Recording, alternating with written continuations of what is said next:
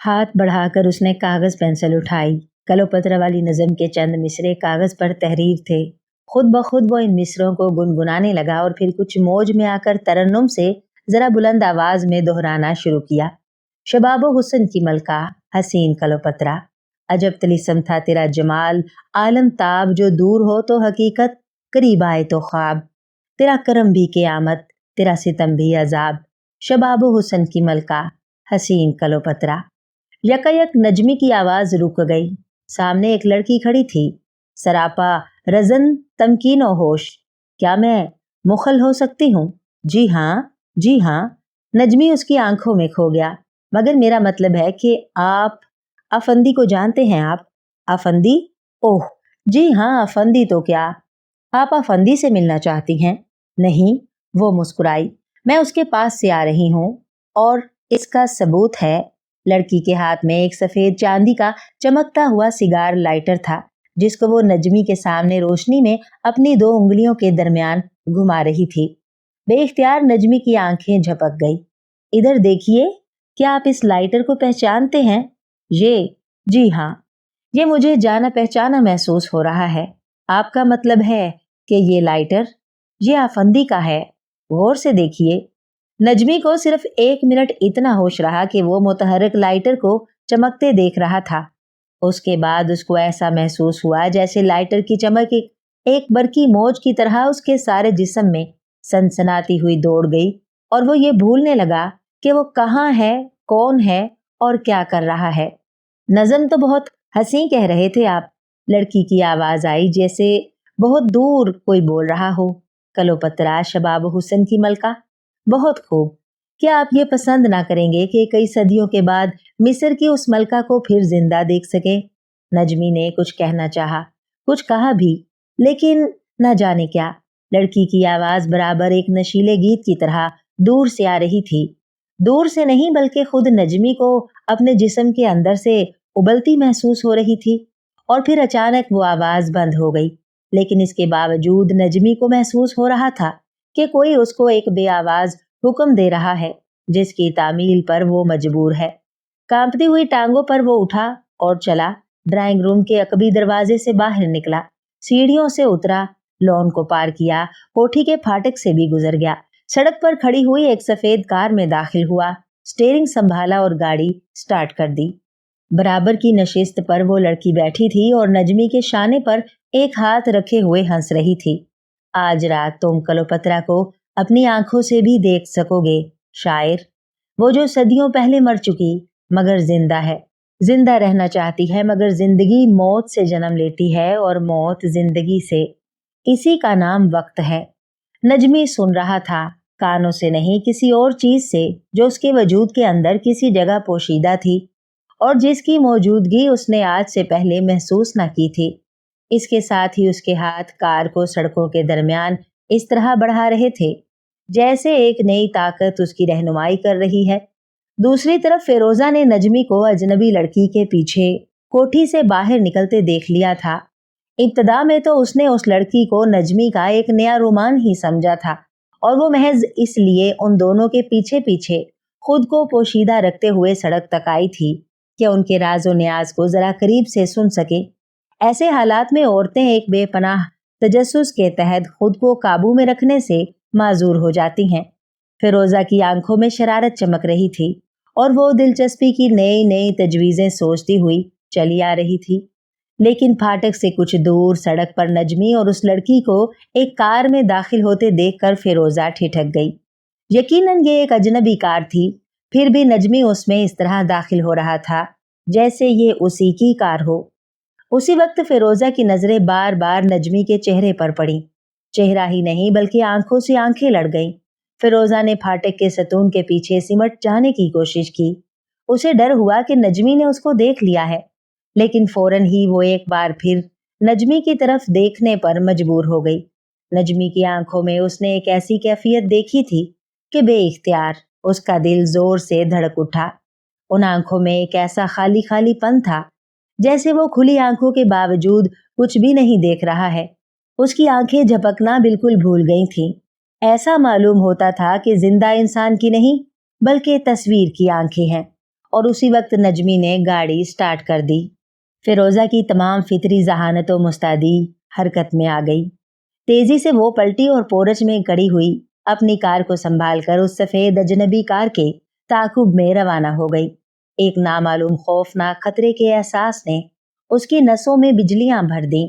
کئی بار اس کے دماغ میں آیا کہ ٹریفک کے درمیان اپنی گاڑی آگے نکال کر سفید اجنبی گاڑی کے راستے میں حائل ہو جائے یا چلا کر ٹریفک پولیس کو متوجہ کر دے، لیکن سراغ رسانی کے جذبے نے ہر مرتبہ اس کو روک دیا۔ جہاں تک ممکن ہو وہ اس عجیب ڈرامے کو آخر تک دیکھنا چاہتی تھی۔ جب تک سڑکوں پر ٹریفک ملتا رہا، فیروزہ کو اس تعاقب میں کچھ زیادہ دشواری محسوس نہ ہوئی، لیکن شہر کی حدود سے نکل کر جب سفید کار نے غیر آباد علاقے کی طرف بڑھنا شروع کیا اور سڑک پر کوئی اور تیسری گاڑی بمشکل ہی نظر آتی تھی، تو فیروزہ نے درمیان میں زیادہ فاصلہ رکھنے کے لیے اپنی کار کی رفتار کم کر دی تاکہ تعاقب کا شک و شائبہ نہ ہونے پائے۔ لیکن جہاں تک فیروزہ اندازہ لگا سکی، اب تک نجمی اور اس اجنبی لڑکی میں سے کسی نے ایک بار بھی مڑ کر پیچھے دیکھنے کی کوشش نہیں کی، اور اس چیز سے فیروزہ کو تقریباً یقین ہو گیا کہ ابھی تک ان لوگوں کو کوئی شک و شبہ نہیں تھا۔ فیروزہ کے ذہن میں اب صرف یہی سوال تھا کہ سفید کار کی منزل مقصود کیا ہے اور ان کا مقصد کیا ہے۔ تقریباً 15-20 منٹ میں ہی کوئی 1 میل کا فاصلہ طے ہو چکا تھا، اور اب بڑی سڑک کو چھوڑ کر سفید کار ایک ایسی چھوٹی تنگ سڑک پر مڑ گئی تھی جو گھنے جنگل کے درمیان سے سانپ کی طرح بل کھاتی ہوئی پہاڑی علاقے کی طرف جاتی تھی۔ اس وقت پہلی بار فیروزہ کو یہ محسوس ہوا کہ وہ اپنا ریوالور کیوں ساتھ نہ لائی۔ وہ اس بات پر افسوس کرنے لگی۔ 2 رویہ درختوں کے درمیان تنگ سڑک کا ایک موڑ کوئی 2 فرلانگ کے قریب تھا۔ وہ سفید کار اس موڑ پر غائب ہو چکی تھی۔ فیروزہ نے گاڑی کو تیز کر دیا، لیکن موڑ پر آتے ہی اس کو رفتار پھر کم کرنی پڑی۔ اچھا ہی ہوا کہ اس نے رفتار کم کر دی تھی، کیونکہ موڑ کو پار کرتے ہی یکا یک بریک لگا کر اس کو گاڑی روک دینا پڑا۔ تنگ سڑک کے بالکل بیچ میں سفید کار کھڑی ہوئی تھی، اور نجمی اور اجنبی لڑکی پہلو با پہلو کھڑے ہوئے اس کا انتظار کر رہے تھے۔ فیروزہ عجلت سے اپنی کار روک کر باہر نکل آئی۔ یہ کیا بدتمیزی ہے فیروزہ، نجمی نے ڈانٹ کر کہا۔ فیروزہ کے قدم رک گئے۔ اب وہ ان سے صرف 2-3 گز کے فاصلے پر تھی۔ نجمی کی آواز نے اسے چونکا دیا تھا۔ ایسا معلوم ہوتا تھا یہ آواز اگرچہ نجمی کے منہ سے نکلی تھی، لیکن پھر بھی اس میں ایک نمایاں اجنبیت تھی۔ اس کی آنکھیں خالی خالی فیروزہ کی طرف اس طرح دیکھ رہی تھیں جیسے وہ اس کے جسم سے پار ہو کر کسی چیز کو دیکھ رہا ہو۔ اس کے ہونٹ ایک عجیب شیطانی نفرت و غصے میں اینٹھ رہے تھے۔ فیروزہ نے پہلی بار اس وقت اجنبی لڑکی کے چہرے کو دیکھا۔ بے شک وہ حسین تھی، لیکن اس کے ہونٹوں پر ایک طنزیہ اور نفرت آلود تبسم کھیل رہا تھا۔ فیروزہ کے دل میں پہلے ہی سے اس لڑکی کی طرف سے ایک غصہ اور نفرت کا جذبہ ابھر آیا تھا۔ اس وقت اس مسکراہٹ نے فیروزہ کو شعلۂ جوالہ بنا دیا۔ شیطان، جادوگرنی! وہ غیظ و غضب میں چلا پڑی اور جنگلی بلی کی طرح جھپٹ کر اس کی گردن پر ہاتھ ڈالا۔ کیا دیکھ رہے ہو؟ لڑکی نے حاکمانہ انداز میں نجمی سے کہا، اور فیروزہ کی گرفت سے بچ کر ایک طرف ہٹنا چاہا، لیکن فیروزہ نے اب پشت کی طرف سے اس کے بال پکڑ لیے تھے، اور اس کے بعد جو کچھ ہوا وہ صرف 1-2 سیکنڈ میں ختم ہو گیا۔ ایک ایسا عجیب واقعہ جس کی توقع فیروزہ کو ہو ہی نہ سکتی تھی۔ نہ جانے کہاں سے نجمی کے ہاتھ میں ایک ریوالور نمودار ہوا۔ چھوڑو اسے ورنہ گولی سے اڑا دوں گا، نجمی ایک شرابی کی طرح چلایا، اور پھر دھائیں دھائیں نجمی کے ریوالور سے 2 بار شعلہ لپکا، ٹھیک فیروزہ کی طرف۔ ایک کراہ کے ساتھ لڑکھڑا کر وہ گری۔ فیروزہ نہیں بلکہ وہی اجنبی لڑکی۔ پہلی گولی فیروزہ کے بائیں شانے پر خراش پیدا کرتی ہوئی گزر گئی تھی۔ قدرتی طور پر وہ بے اختیار ایک طرف جھک گئی۔ اس اضطراری حرکت کے باعث ہی اس کی جان بچ گئی، کیونکہ اس وقت اس کے اور نجمی کے درمیان اجنبی لڑکی کا جسم حائل ہو گیا تھا۔ دوسری گولی نے جو فیروزہ کے لیے ہی تھی، اس کے بجائے اجنبی لڑکی کا سینہ چھید ڈالا۔ صرف چند سیکنڈ میں یہ ہولناک ڈرامہ شروع ہوا اور ختم ہو گیا۔ اپنے زخمی چھانے سے خون کی روانی کو فراموش کرتے ہوئے فیروزہ ایک سنگین مجسمے کی طرح ساکت و صامت رہ گئی۔ لڑکی کی موت سے زیادہ ہولناک بات یہ تھی کہ یہ نجمی کو کیا ہو گیا۔ دوسری طرف اجنبی لڑکی کے گرتے ہی خود نجمی اپنی جگہ لڑکھڑا کر گرا، بالکل بے حس و حرکت۔ اپنے خوف و حیرت سے چونک کر فیروزہ تیزی سے نجمی کے قریب آئی اور اس پر جھک گئی۔ نجمی کا سانس تیز تیز چل رہا تھا، آنکھیں بند تھیں جیسے وہ گہری نیند میں ڈوب گیا ہو۔ نجمی، نجمی، فیروزہ نے اس کے شانے پکڑ کر ہلا ڈالے۔ 2 منٹ بعد نجمی نے آخر کار آنکھیں کھول دی۔ اس کی آنکھوں سے وہ عجیب کیفیت زائل ہو چکی تھی۔ ایک دم وہ اٹھ کر بیٹھ گیا جیسے نیند سے جاگ پڑا ہو۔ اس نے فیروزہ کی طرف دیکھا، ادھر ادھر دیکھا جیسے کچھ سمجھ میں نہ آ رہا ہو۔ یہ کون سی جگہ ہے اور تمہارا یہ شانہ؟ وہ حیرت سے بولا اور پھر اچانک چپ ہو گیا۔ اس کی نظر اجنبی لڑکی کی خون آلود لاش پر پہنچ کر جم گئی تھی۔ خوف و حیرت سے اس کی آنکھیں پھٹ گئی۔ یہ طلسم ہے فیروزہ، کوئی بھیانک خواب؟ گھبرائیے نہیں، سب ٹھیک ہے، فیروزہ نے سنبھلتے ہوئے کہا۔ یہ ریوالور تمہارے پاس کہاں سے آیا؟ نجمی نے قریب پڑے ہوئے ریوالور کو غور سے دیکھا، لاش کو دیکھا اور پھر فیروزہ کے زخمی شانے کو۔ تو کیا یہ سب؟ مگر میں اس ریوالور کو نہیں جانتا فیروزہ، وہ حیرت سے بولا۔ بتاؤ نا یہ سب کچھ کیا ہے؟ سکون سے کام لو، فیروزہ نے تسلی دی۔ اس وقت ہمیں ایک سلجھے ہوئے دماغ کی ضرورت ہے۔ اور پھر اس نے مختصر طور پر ساری داستان نجمی کو سنا ڈالی۔ وہ اس حیرت ناک کہانی کو آنکھیں بند کیے اس طرح سنتا رہا جیسے ان واقعات سے اس کا کوئی تعلق ہی نہ تھا، لیکن آہستہ آہستہ اس کو یقین آتا جا رہا تھا۔ رفتہ رفتہ اس نے آنکھیں کھول دیں، لیکن پہلی ہی نظر میں حیرت کے ایک زبردست زلزلے نے اس کے حواس کو کپکپا دیا۔ لیکن وہ دیکھ فیروزہ، وہ بوکھلا کر بولا۔ وہ کہاں غائب ہو گئی؟ فیروزہ نے مڑ کر نظر ڈالی۔ واقعی اجنبی کی لاش کا کوئی پتہ نہ تھا۔ ٹھیک اس جگہ جہاں چند منٹ قبل مردہ لڑکی گری تھی، اب نمالود مٹی کا ایک چھوٹا سا ڈھیر پڑا ہوا تھا جس پر مکھیوں کا ایک غول منڈلا رہا تھا۔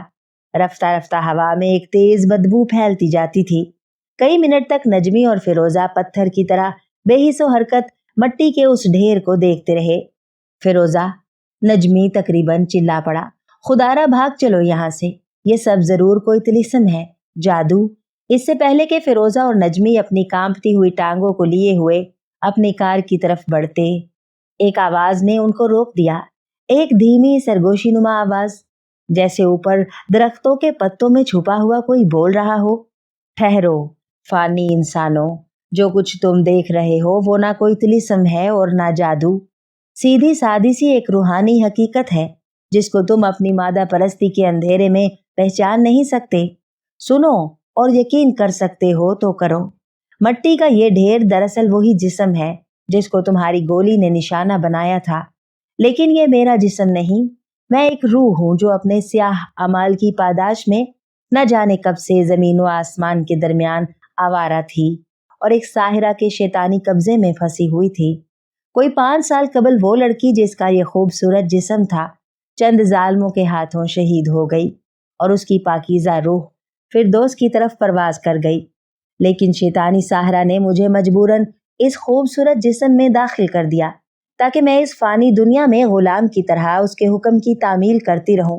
میں تمہاری ممنون ہوں کہ آج تم نے اپنی گولی سے مجھے شہید کر کے اس قید سے نجات دلا دی۔ بہت بہت شکریہ میرے محسن۔ یہ جسم جو دراصل بہت مدت قبل مر چکا تھا، اب تک کبھی کا مٹی ہو چکا ہوتا، صرف اس لیے کہ مجھے زبردستی اس میں قید کر دیا گیا تھا۔ یہ اب تک شاداب و حسین تھا۔ دیکھ لو، مجھ سے علیحدہ ہوتے ہی یہ جسم کس طرح ذرا سی دیر میں مٹی بن گیا۔ تم سب کے جسم ایک دن اسی طرح مٹی بن جائیں گے۔ ہلکے سے ایک کہکہے کی آواز آئی اور پھر خاموشی چھا گئی۔ نجمی اور فیروزہ نے پھٹی پھٹی آنکھوں سے ایک دوسرے کی طرف دیکھا۔ دونوں کے ذہن پر ایک ہی سوال کوند رہا تھا، کیا یہ واقعی کوئی آواز تھی یا محض پتوں میں ہوا کی سرسراہٹ اور محض ایک وہم؟ اپنے پہاڑی بنگلے میں انسپکٹر زیدی کی لاش کو چھوڑ کر فرار ہونے سے قبل افندی صرف اتنی دیر رکا کہ شہاب کے نام اپنا ایک خط میز پر چھوڑ جائے جس میں اس رات کی اپنی پوری داستان صاف صاف بیان کر دے۔ یہی وہ اسکیم تھی جس کا وہ اپنے نزدیک بہت دانش مندانہ قرار دے رہا تھا، کیونکہ اسے یقین تھا کہ اس لاش کے ساتھ ساتھ یہ خط بھی जल्द ही पुलिस के हाथों में पहुंचेगा और पुलिस उसको शहाब तक पहुंचा देगी। इस तरह उम्मीद थी कि उसकी फौरी गिरफ्तारी का ख्याल तर्क कर दिया जाएगा और शहाब उसकी बेगुनाही का यकीन करके अखबार इंकशाफ में उसकी जमानत व सलामती के मुतालिक चंद सतूर जरूर शाया करेगा। लेकिन जब तक ये सब कुछ पूरा हुआ उस वक्त तक आफंदी खुद को किसी महफूज जगह पोशीदा रखना जरूरी समझता था। कम से कम ये रात उसको अपने बंगले से दूर किसी और मुकाम पर गुजारनी जरूरी थी और इसके बाद वो किसी और शहर में जाने का मंसूबा सोच सकता था। इस सादा लोह और तिफलाना स्कीम के तहत आफंदी ने जल्द से जल्द वो खत मुकम्मल किया जो कि बाद में वाकई सब इंस्पेक्टर प्रताप के जरिए शहाब तक पहुंच गया था। खत को आफंदी ने मेज पर पेपर वेट के नीचे रख दिया और रात की तारीकी में अपने पहाड़ी बंगले से निकल खड़ा हुआ। शायद मामूली हालात में इतनी रात गए इस सुनसान इलाके में वो एक कदम भी कमरे से बाहर निकलने की हिम्मत ना कर सकता, लेकिन नजमी के इब्तदाई मजाक ने और फिर आज रात उस पुलिस अफसर की लाश अपने बंगले में देखने से सादा लोह आफंदी को यकीन हो गया था कि उसका बड़ा डेल डोल और बड़े बड़े हाथ पांव वाकई पुलिस की नजर में मुश्तबा बना सकते हैं। इस खौफ ने उसको गैर मामूली हिम्मत दे दी थी और वो रात की भयानक तारीकी और वीरान इलाके की दहशत से बेनियाज उफ्ताओ खेजा पहाड़ी नवाह में बढ़ता जा रहा था। उसे जरा भी मालूम न था कि किस तरह जा रहा है। उसकी तस्कीन के लिए तो बस इतना ही काफी था कि उसका हर एक लंबा कदम उसको पहाड़ी बंगले से दूर ले जा रहा है, जहां एक लाश पड़ी थी और जिसकी गर्दन पर गालबन ऐसे ही बड़े बड़े हाथों के निशानात थे जैसे कि खुद उसके थे। तकरीबन 1 घंटे की मुशक्कत अंगेज मसाफत के बाद अफंदी एक ऐसे मुकाम पर पहुंचा जहां बुलंद पहाड़ी इलाके की सतह नशेब की तरफ बढ़ती चली गई थी। एक बड़ी से चट्टान की आड़ में वो सस्ताने के लिए रुक गया और चारों तरफ नजर डाली। हर समत तारीकी ही तारीकी थी, वीरान सन्नाटा। अलबत्ता दूर और करीब से जंगली जानवरों की आवाजें कभी कभी सकूत को तोड़ती हुई गुजर जाती थीं। आफंदी के दियो कामत जिस्म में खौफ से कपकपी दौड़ गई। उसने अपने हाँपते हुए सीने को दोनों हाथों से दबाने की कोशिश की। खुद अपने सांस की आवाज से उसे वहशत सी हो रही थी। यकायक तारीकी में पहाड़ियों के नशेब में एक समत उसकी नजर जम कर रह गई। यकीनन ये एक रोशनी थी, एक हल्की सी कपकपाती हुई रोशनी। अफंदी ने चंद कदम आगे बढ़कर गौर से देखा। शायद ये कोई झोंपड़ी थी जिसके अंदर चिराग रोशन था।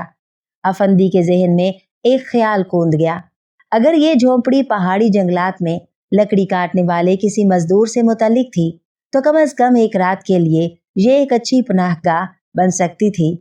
पहाड़ी टीलों की आड़ लेता हुआ अफंदी काफी दूर तक नशेब में उतरता चला गया और अब बहुत करीब से उस रोशनी पर नजर डाली। नहीं, ये झोंपड़ी नहीं बल्कि एक कोहिस्तानी गार का धाना था और उसके अंदर एक चिराग के सामने कोई बैठा हुआ था, बिल्कुल बेहिस्सो हरकत। दूसरी नजर में आफंदी ने लंबे लंबे बालों को महसूस किया और उसे यकीन हो गया कि वो एक औरत थी। इस वीरान मकाम पर खौफ ने उसे कपकपा दिया। क्या वो कोई औरत थी?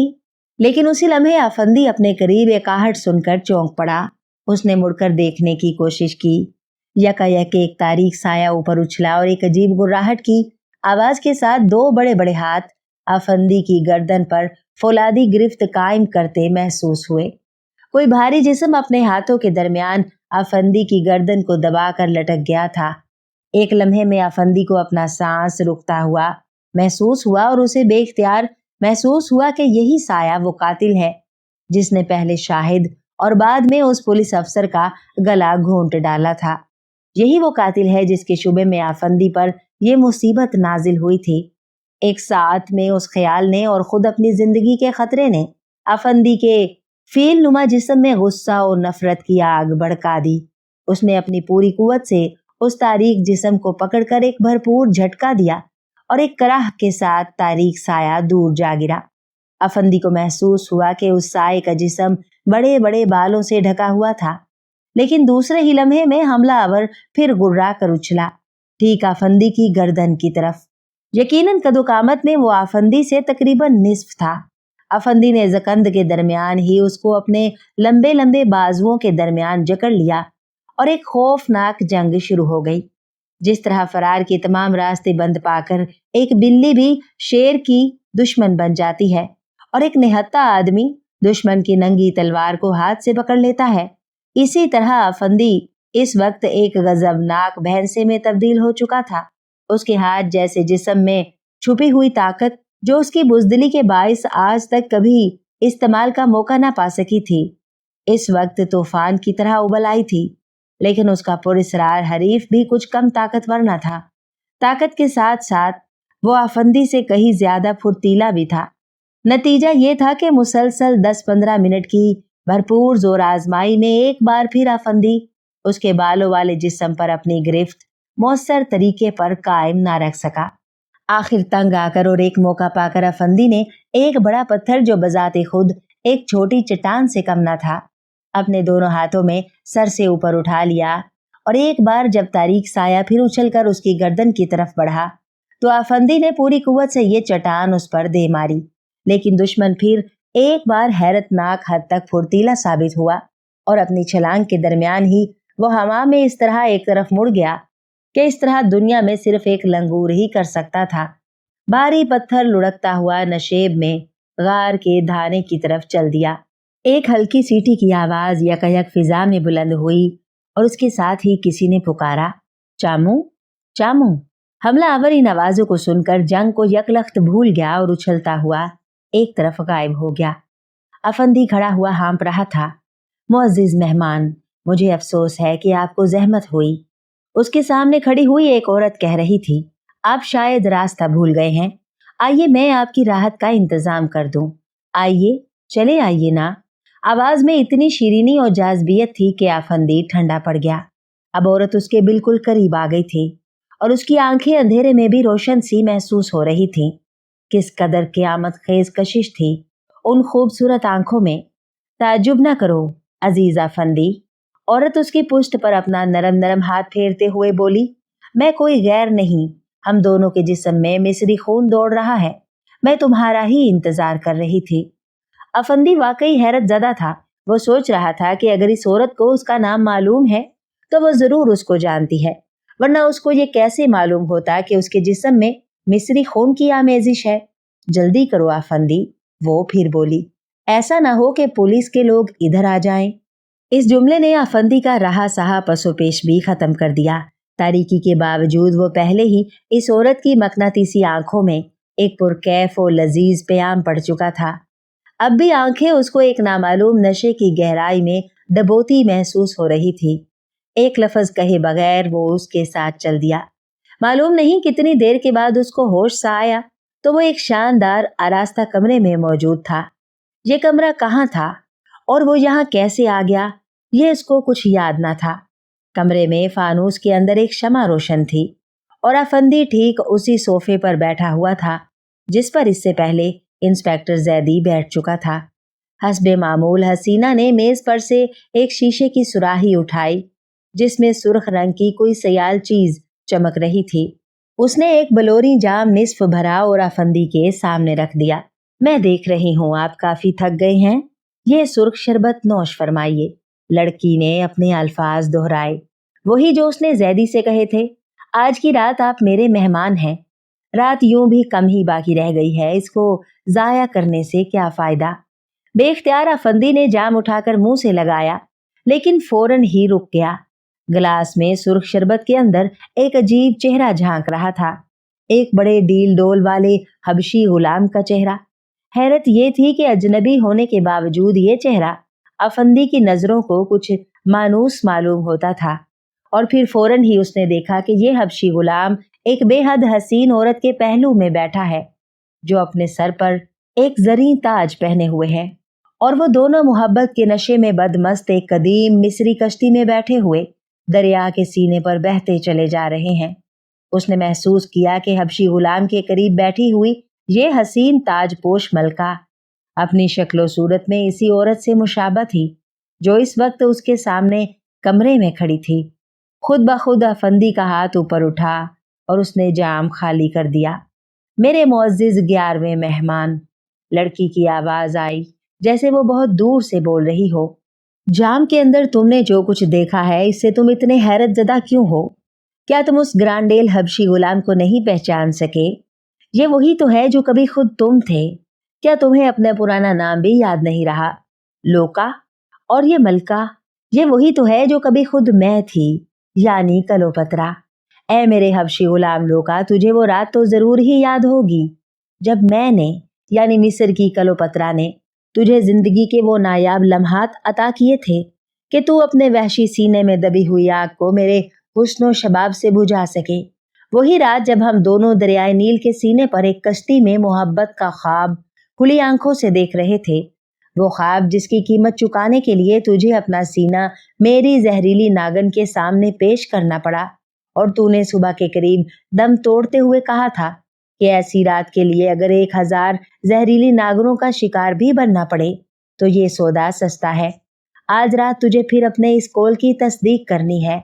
उठ, मेरे हुस्न शबाब को तेरा इंतजार है, और फिर मौत की नींद में डूब जा, ताकि तेरी लाश पर कदम रखकर मैं अपने महबूब तक पहुंचने के लिए 11वीं सीढ़ी को पार कर सकूं। उसके बाद क्या कुछ हुआ ये आफंदी कभी पूरी तरह ना समझ सका। एक ख्वाब की तरह उसको ये एहसास था कि वो उस पुरस्रार हसीना के वजूद में तहलील होता जा रहा है। और उसके बाद अचानक उसकी आंख खुल गई। उसने देखा कि वो एक नामालूम जगह पड़ा हुआ था, जहां ना तो वो आरास्ता खलवत थी और ना ही वो हसीना, लेकिन इससे ज्यादा समझने की उसे मोहलत ना मिल सकी। एक ताकतवर हाथ सख्ती से उसकी गर्दन दबा रहा था, और उसमें इतनी सकत ना थी कि हरकत कर सके। तकरीबन 50 मील का सफर तय करने के बाद और उसके बाद लगातार 3-4 घंटे की तलाश के नतीजे पर आखिरकार शहाब अपने एक पुराने दोस्त और रूहानियत के आलिम प्रोफेसर तारिक से मुलाकात करने में कामयाब हो गया। तारिक जैसे खलवत पसंद और सीलानी इंसान तक पहुंचना कोई आसान काम न था। दुनिया आमतौर पर उसे एक सनकी इंसान तस्वुर करती थी, लेकिन शहाब को मालूम था कि रूहानियत के सिलसिले में प्रोफेसर की मालूमात किस कदर वसी हैं। उसकी खुशकिस्मती थी कि तारिक उसको एक सुनसान नदी के किनारे अपनी टांगे पानी में लटकाए और अपना सिगार का धुआं हवा में उड़ाता हुआ मिल ही गया।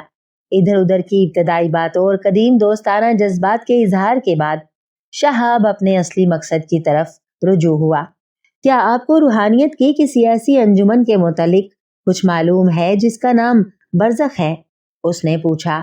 प्रोफेसर तारिक ने 1 मिनट सुकूत किया। उसकी आंखें जो हमेशा नींद में डूबी हुई सी नजर आती थीं, सिगार के धुएं के पीछे आहिस्ता आहिस्ता फैलती चली गईं। बरज़ख? उसने किसी कदर हैरत से कहा। ये नाम आपको किसने बताया? एक पुलिस अफसर की डायरी ने, जो अजीब हालात में गुम हो गया था और बाद में मुर्दा पाया गया। ठीक है, तारिक ने नदी के पानी में निगाहें जमाते हुए कहा। मुझे पहले ही कुछ खौफ था। कैसा खौफ? शहाब ने दिलचस्पी से पूछा। बरज़ख के हालात से मुझे कुछ इत्मीनान नहीं था, और ना कलोपत्रा की बातें कुछ दिल को लगती थी। कलोपत्रा? लेकिन ये तो मिस्र की एक कदीम मलका का नाम है जो कई सदियों पहले मर चुकी मगर जिंदा है। ये आप क्या कह रहे हैं? ऐसी बातों का इस 20वीं सदी में कौन यकीन कर सकता है? 20वीं सदी अहमकों की सदी है। प्रोफेसर तारिक मुस्कुराया। इस सदी का इंसान, मादी इंसान, जर्रों और सितारों के गर्दो गुबार में परेशान है और खुद अपने अंदर पोशीदा रूहानी कुव्वतों को भूल चुका है। जब दिल की हरकत खामोश हो जाए तो इंसान समझता है कि सब कुछ खत्म हो गया। वो जिस्म से आगे कुछ भी नहीं देख सकता। हालांकि इंसान जिस चीज का नाम है वो उसका जन्म नहीं बल्कि उसकी रूह है, और उस रूह को दुनिया के तमाम मज़ाहब ने गैर फानी तस्लीम किया है। रूह का आखिरी और पहला मकसद यही होता है कि जिस्म की आलूदगी से पाक होकर इस कायनाती रूह में जम हो जाए, जिसको रूहानियत में रूह मतलब कहते हैं। लेकिन अक्सर औकात मौत के वक्त भी रूह पर कुछ ऐसी जिस्मानी बंदिशें बाकी रह जाती हैं कि वो आलमे अरवाह की समत उड़ जाने की बजाय एक दरमियानी आलम में मंडलाती रहती है और अपने नामुकम्मल मकासद को पूरा करने के लिए फिर जमीन की तरफ आने की कोशिश करती है। इस आलम को बरज़ख कह सकते हैं, लेकिन मैं जिसको बरज़ख कहता हूँ वो तो एक अंजुमन का नाम है। हाँ, उस अंजुमन का ये नाम इसी वजह से रखा गया है। प्रोफेसर तारिक ने कहा। मुझे डर है कि तुम लोगों को इन बातों पर 1% भी यकीन नहीं आएगा। बरज़ख एक अंजुमन है और उसकी बानी और रूह रवा एक हसीन लड़की है जो खुद को मिस्र की कदीम मलका क्लोपत्रा बतलाती है। और अगर तुमने कदीम मिस्र की तारीख का मुतालिया नहीं किया तो कम अज कम शेक्सपियर और बर्नार्ड शॉ के ड्रामे तो जरूर पढ़े होंगे। क्या तुम्हें मिस्र की हसीन तरीन मलका क्लोपत्रा और रोम के शहनशाह सीजर और मशहूर जंग आजमा अंतानी का अफसाना मोहब्बत मालूम नहीं? जी हाँ, वो तो काफी मशहूर कहानी है, शहाब ने कहा। सब जानते हैं कि क्लोपत्रा दुनिया की सबसे हसीन और सबसे ज्यादा फसूकार मलका थी। अपने बेपनाह हुस्न शबाब से उसने एक दुनिया को पागल बना दिया था और खुद अपनी कुव्वतों को आजमाने का ये जालमाना शौक था कि अपने एक परिस्तार को हर रात अपनी खलवत में बारियाब होने का मौका देती थी, लेकिन इस शर्त पर कि सुबह होते वक्त वो जहर का प्याला पीकर खुदकुशी कर ले या मलका की मशहूर जहरीली नागन से खुद को डसवा ले। सीजर जैसे सख्त दिल शहनशाह को क्लोपत्रा ने अपने हुस्न की सिर्फ एक झलक से उल्लू बना दिया था, लेकिन असली अफसाना मोहब्बत तो क्लोपत्रा और अंतानी का है। शायद अंतानी ही वो पहला इंसान था जिसके लिए क्लोपत्रा ने अपने दिल में मोहब्बत का जज्बा महसूस किया था। हाँ, पहला और आखिरी, प्रोफेसर तारिक ने कहा। लेकिन तुम जानते हो कि इस मोहब्बत ने दोनों को बर्बाद कर दिया। मुल्क के साहिराना हुस्न से मुतासिर होकर अंतानी ने शहनशाह रोम तक से बगावत कर दी और जंग में मारा गया, और क्लोपत्रा ने अपने दिल पर उसी जहरीली नागन से डसवा लिया जिसके जरिए उसने अपने मुताद्दिद परस्तारों की जिंदगी का खात्मा किया था। इस तरह मोहब्बत का खेल अधूरा ही रह गया। अगर वाकई बरज़ख की रहनुमा ये क्लोपत्रा वही कदीम मिस्री मलका क्लोपत्रा है जैसा कि वो खुद भी दावा करती है, तो यकीनन वो मोहब्बत के इसी अधूरे खेल को पूरा करने के लिए फिर इस दुनिया में आई है। उसको यकीनन अपने कदीम महबूब अंतानी का इंतजार है, लेकिन मैं ये नहीं कह सकता कि वो अंतानी को किसी तरह पा सकेगी। क्या तुम मुझे संकी तो नहीं समझ रहे हो? आपको संकी समझने से पहले मुझे खुद को पागल समझना पड़ेगा, शहाब ने संजीदगी से कहा। लेकिन मैं ये नहीं समझ सका कि बरज़ख जैसी अंजुमन कायम करने से क्या मकसद है। यही तो मेरे लिए भी सबसे बड़ा राज रहा है दोस्त। तारिक ने सिगार का धुआं उड़ाया। लेकिन याद रखो, अगर बरज़ख पर कानूनी गिरफ्त कायम करने का सोच रहे हो तो ये बेकार है। जहां तक मेरी मालूमात का ताल्लुक है, ये कोई मुजरिमाना सोसाइटी नहीं। ये दूसरी बात है कि तुम लोग रूहानियत को ही एक जुर्म समझने लगो। ये एक सीधी सादा सी अंजुमन है और कम से कम रूहानियत पर एतकाद रखने वालों के लिए इसमें कोई अजीब बात भी नहीं है। सब जानते हैं कि इस अंजुमन के अगराज व मकासद क्या है। 20वीं सदी की मादी जुबान में इस अंजुमन का मकसद सिर्फ ये है कि जो लोग अपनी जिंदगी से किसी बिना पर परेशान और बददिल हैं, उनकी नफ्सियाती तस्कीन का जरिया बने। इसी मकसद को हम रूहानियत के मोतकदीन की इस्तिलाह में यूं समझे कि जो रूहें जमीन पर अपनी जिंदगी का कोई बुलंद तरीन मकसद पूरा करने की वजह से इस दुनिया की फिजाओं में मुअल्लक हैं और रूहें कायनात में जज्ब होकर अब्दी सुकून नहीं पा सकती, उन रूहों को मंजिले मकसूद की तरफ ले जाए। इसके मायने ये हैं कि बरज़ख के मेंबर सिर्फ वही लोग होंगे जो अपनी जिंदगी से मुतमईन नहीं। बिल्कुल, क्योंकि यही लोग तो इन रूहों में शामिल हैं जो अपना मिशन पूरा ना कर सकें, तारिक ने कहा। आप लोग इन बातों को तस्लीम करें या ना करें, लेकिन जाहिर है कि अंजुमन के इस मकसद में कोई मुजरिमाना पहलू शामिल नहीं। इस अंजुमन के जलसे खुल्लम खुला होते हैं और इन जलसों में कोई भी शख्स शामिल हो सकता है। लोग अपनी मर्जी से इसके मेंबर बनते हैं और अपनी मर्जी से उसे छोड़ सकते हैं। वहां ना कोई खुफिया सरगर्मी है और ना कोई खुफिया शर्त। फिर आपको बरज़ख की तरफ से खौफो शुबा क्यों था? इसकी वजह वही है जो मैं पहले कह चुका हूँ, प्रोफेसर तारिक बोला। मैं मुतमईन नहीं हो सका कि क्या वाकई क्लोपत्रा वही मलका क्लोपत्रा है जिसका वो दावा करती है। अगर ये सच है तो उसकी रूह ने अपने महबूब अंतानी की तलाश के लिए अपना मौजूद जिस्म इख्तियार कर लिया है, तो अपनी इस तलाश में वो बरज़ख जैसी सोसाइटी कायम करके किस तरह कामयाब हो सकती है? इन सवालात के जवाब मालूम करने की ख्वाहिश से मैंने 2 बार बरज़ख के जलसों में शिरकत की, लेकिन नाकाम रहा। आपको क्लोपत्रा से गुफ्तगू करने का मौका मिला? नहीं, ऐसा मौका मुश्किल से ही किसी को मिलता है। अगरचे कलोपत्रा इस अंजुमन की सदर है, लेकिन वो बहुत कम इन जलसों में शिरकत करती है। वो अमूमन पहाड़ों के दरमियान किसी वीरान मकाम पर एक राहिबा की सी जिंदगी गुजारती है, जहां उसकी एक हबशी बूढ़ी कनीज ही उसके साथ रहती है। उसका दावा है कि सदियों पहले जब वो मिस्र की मलका थी, तो यही बूढ़ी कनीज शारमैन उसकी खिदमत करती थी। अंजुमन का ज्यादा काम कलोपत्रा की दो बहनें करती हैं, जिनमें से बड़ी का नाम ज़हरा रूहानी और छोटी का नाम नाहिद रूहानी है। यही तीन औरतें कलोपत्रा की खसूसी कारकुन और राजदार साथी हैं। देखिए, क्या आप इन आंखों को पहचानते हैं? शहाब ने आंखों की दो तस्वीरें निकालकर सामने रख दी।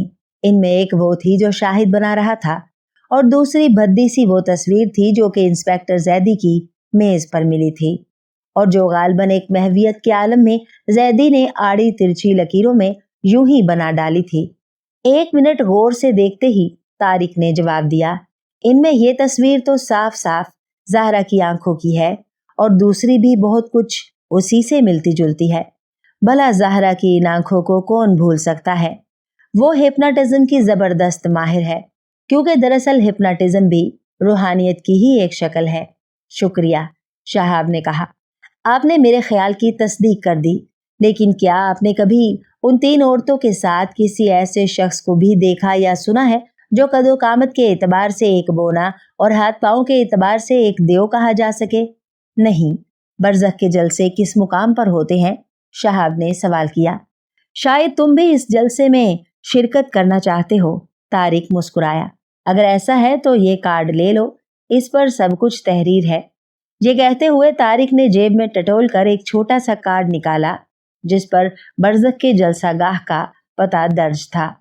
लेकिन मैं मशवरा यही दूंगा दोस्त कि तुम्हारा वहां जाना मुनासिब नहीं। क्यों? शहाब ने दिलचस्पी से पूछा। रूहानियत के चक्कर से तुम दूर ही रहो तो बेहतर है, वरना तुम्हारी सुराग रसानी खत्म हो जाएगी। लेकिन मैंने तो सुना था कि रूहानियत के अमल से मुजरिमों का सुराग भी लगाया जा सकता है। हाँ, बशर्ते कि रूहानियत पर मुकम्मल एतकाद हो। लेकिन तुम तो ठहरे 20वीं सदी के मादी जानवर। हो सकता है कि तुम ज़हरा ही की आंखों की ताब न ला सको, लेकिन आपकी रूहानी मदद मुझे हासिल होगी तो फिर मुझे क्या खौफ? शहाब मुस्कुराया। नहीं दोस्त, मैं रूहानियत का सिर्फ आलिम हूँ, आमिल नहीं। चंद मिनट बाद जब शहाब वापस रवाना हुआ तो वो काफी मुतमईन था। उसको बहुत बड़ी हद तक वो सब कुछ मालूम हो गया था जो वो मालूम करना चाहता था। प्रोफेसर तारिक की बातों ने शहाब के एक एक नजरिए की तायद व तस्दीक कर दी थी, और ये कलोपत्रा और उसकी दोनों साथी औरतें ज़ाहिरा और नाहिद ख्वाह कदीम आवारा बदरूहें हों या ना हो, लेकिन यकीनन उनका बराह रास्त ताल्लुक, कोई पोशीदा ताल्लुक शाहिद और जैदी की मौत से जरूर है। बस अब दो ही सवाल बाकी थे। अव्वल के शाहिद और जैदी की मौत से कलोपत्रा वगैरह को क्या फायदा हो सकता है? दोम ये कि वो अजीब मखलूक कौन है जो कि उन औरतों के रूहानी इशारों पर लोगों का गला घोंटती फिरती है। दिन भर का थका मांदा सूरज अपनी मजमहल और उदास किरणों को समेटता हुआ गरूब हो रहा था। वो चार इंसान भी कुछ मजमहल और उदास न थे जो आशियाने के ड्राइंग रूम में एक मेज के गिर्द बैठे हुए थे। शहाब, कप्तान प्रेम, नजमी और फिरोजा। अभी कुछ देर हुई नजमी और फिरोजा ने आज की हैरतनाक मुहिम का अफसाना शहाब को सुनाया था, और इस अफसाने के खात्मे पर कप्तान प्रेम ने ये इतला दी थी कि आफंदी की लाश उसके पहाड़ी बंगले से कुछ दूर चट्टानों के दरमियान पड़ी मिली है, और उसी की गर्दन पर भी वही निशान है जो शाहिद और जैदी की गर्दन पर था। मुझे पहले ही आफंदी की तरफ से अंदेशा था, शहाब बोला। मैं जानता था कि शाहिद और जैदी की तरह उसकी फितरत में भी कदीम मिस्री औहाम परस्ती का अंसर शामिल है, लेकिन ये मुझ खाकसार पर क्यों इनायत हुई थी? नजमी बोला। क्या तुम कदीम मलकाए मिस्र कलोपत्रा पर अपनी नज़म नहीं कह रहे थे? शहाब ने कहा। मगर ये सब कुछ क्या तिलिस्म है? नजमी बोला। मालूम नहीं वो लड़की कौन भूत प्रेत थी कि उसकी लाश देखते ही देखते मट्टी बन गई, और फिर वो दरख्त पर से आने वाली रूह की आवाज। तिलिस्म नहीं, ये ठोस हकीकत है, बरखुरदार। शहाब मुस्कुराया। वो लड़की भूत प्रेत नहीं बल्कि वाकई एक लड़की थी, और चूंकि तुम कहते हो उसकी आंखों में वो कैफियत ना थी जो तस्वीर में देख चुके हो, اس لیے مجھے یقین ہے کہ وہ لڑکی ناہید روحانی تھی۔ اس کے برعکس شاہد اور زیدی کا واسطہ جس لڑکی سے پڑا تھا وہ زہرا روحانی تھی۔ یہ ہر ایک کے ساتھ روحانی کی دم کہاں سے آ گئی؟ تم ہمیشہ لغویات میں الجھ جاتے ہو، شہاب نے بدمزگی سے کہا۔ افسوس کی بات یہ ہے کہ تم اس گفتگو کو یاد نہیں رکھ سکے جو ناہید کے اور تمہارے درمیان ہوئی تھی، اور اگر فیروزہ نے یہ تمام واقعہ اپنی آنکھوں سے نہ دیکھا ہوتا، یا واقعی وہ ناہید کی بجائے تمہاری گولی کا نشانہ نہ بن جاتی، تو ہمیں یہ بھی معلوم نہ ہوتا کہ اتنا بڑا واقعہ کیسے ہوا، اور تم ہزار انکار کے باوجود فیروزہ کے قتل کے جرم میں پھانسی پر لٹک جاتے۔ اس کے معنی تو یہ ہوئے کہ ناہید کا مقصد ہی یہ تھا کہ مجھے نجمی کے ہاتھوں ہلاک کرا دے اور پھر نجمی کو قانونی سزا بھگتنا پڑے۔ فیروزہ بولی، بے شک یہ ظاہر ہے کہ نجمی کو ناہید نے اپنی روحانی قوت سے جس طرح بے خود کر دیا تھا وہ محض اس لیے نہ تھا کہ نجمی اس وقت کلوپترا ملکہ مصر کے عنوان پر ایک نظم کہہ رہا تھا۔ شہاب نے کہا، یہ تو محض ایک اتفاق تھا۔ یہ دوسری بات ہے کہ اس وقتی دلچسپی کے باعث نجمی اس لڑکی کی پوشیدہ قوتوں کا شکار زیادہ آسانی سے بن گیا، لیکن ہم دیکھتے ہیں کہ قاتلانہ حملہ جس طرح شاہد اور زیدی پر کیا گیا تھا اس سے یہ حملہ بالکل مختلف تھا۔ ناہید اپنے ساتھ ایک ریوالور اور ایک چاندی کا سگار لائٹر لے کر آئی تھی، جس سے ظاہر ہے کہ وہ سوچے سمجھے منصوبے پر عمل کر رہی تھی۔ ہپناٹزم کے ماہر جب کسی پر مصنوعی نیند یا بے خودی کی کیفیت طاری کرتے ہیں تو عموماً کوئی چمکدار چیز استعمال کرتے ہیں۔ معمول سے کہا جاتا ہے کہ وہ اس چمکدار شے کو غور سے دیکھتا رہے، پھر اس شے کو آہستہ آہستہ ادھر ادھر حرکت دی جاتی ہے۔ بہت سے ماہرین تو اس کام کے لیے ایک چھوٹا سا چمکدار پہیا استعمال کرتے ہیں، لیکن اس طرح کی چیزوں کو صرف معمولی ماہرین استعمال کرتے ہیں۔ اعلیٰ درجے کے ماہرین اس کے بغیر ہی معمول پر نیند طاری کر سکتے ہیں۔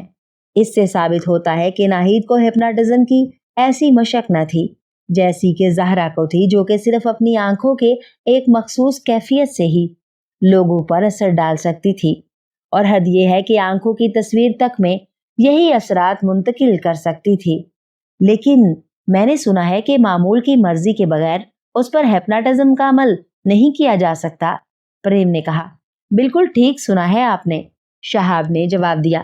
معمول کی مرضی کا مطلب ہوتا ہے کہ وہ اپنے ارادے سے اس عمل میں کوئی رکاوٹ نہ ڈالے اور اس میں عامل کے اثرات کو قبول کرنے کی صلاحیت قائم رہے۔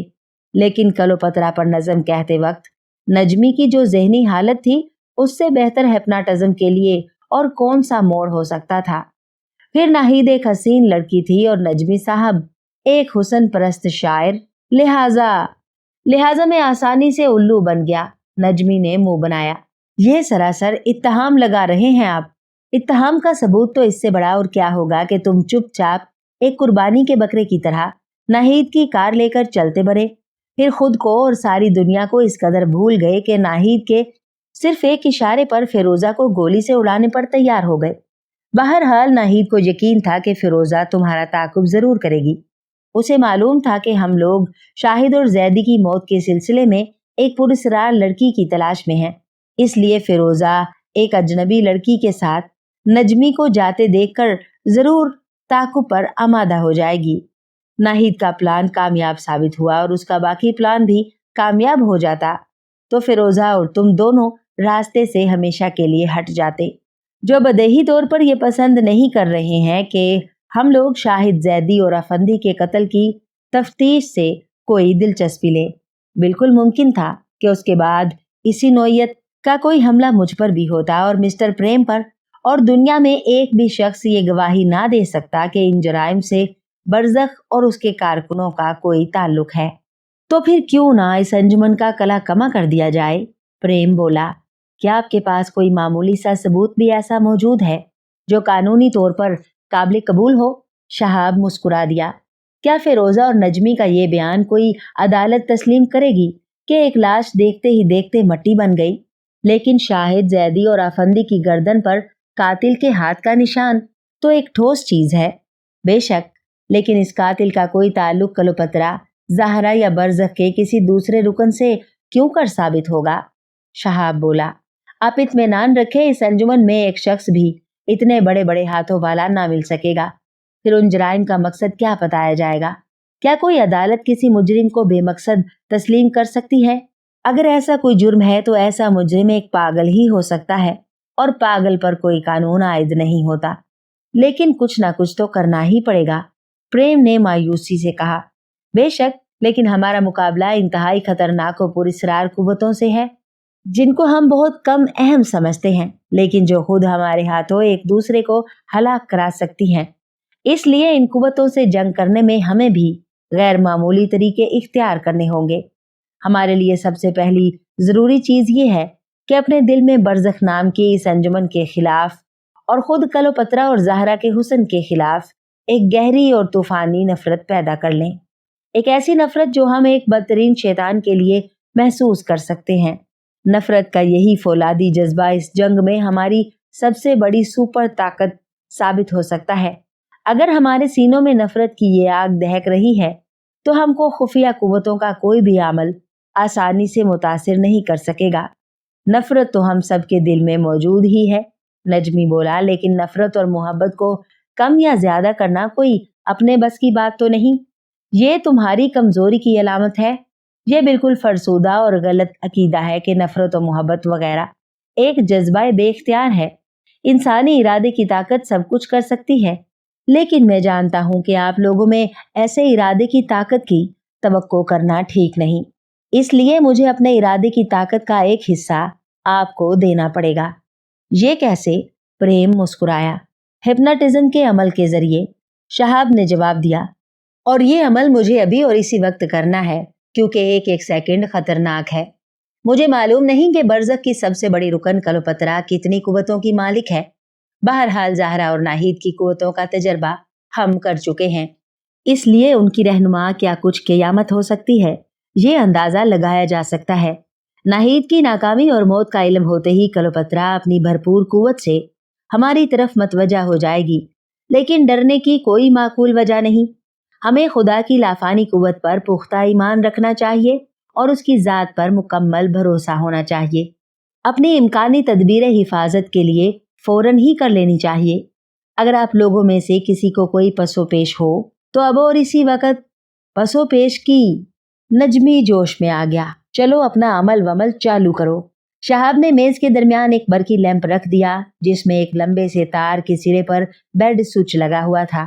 उसकी मदद से लैंप को रोशन भी किया जा सकता था और बुझाया भी जा सकता था। इसके अलावा बल्ब की रोशनी को तेज और धीमी भी किया जा सकता था। मैंने इस स्विच में थोड़ा सा इजाफा कर दिया है, शहाब ने कहा।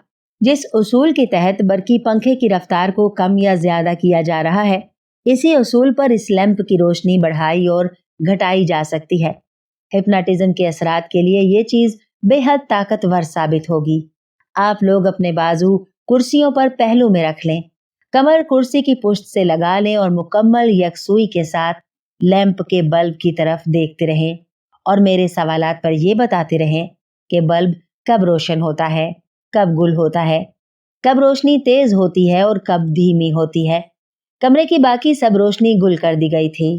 गहरी खामोशी में अमल शुरू हो गया। अपने साथियों के अलावा खुद शहाब भी इंतहाई शदीद यकसुई से नजर जमाकर लैंप को देख रहा था और उसके तरबियत याफ्ता इरादे की तमाम कुव्वत अपने तीनों साथियों के दिमाग पर मरकूज थी। लैंप का सब्ज बल्ब रोशन था। 2 मिनट तक इसी तरह एक हालत में रोशन रहा। तीनों मामूल उस पर नजरें जमाए बैठे थे।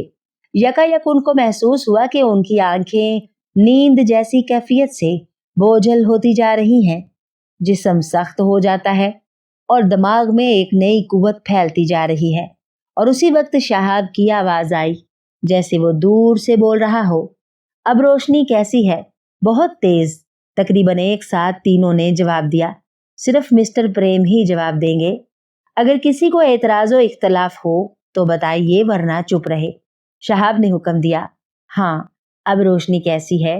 धीमी, अब धीमी, और अब फिर तेज हो गई। तकरीबन 5 मिनट तक इस तरह ये सिलसिला चलता रहा।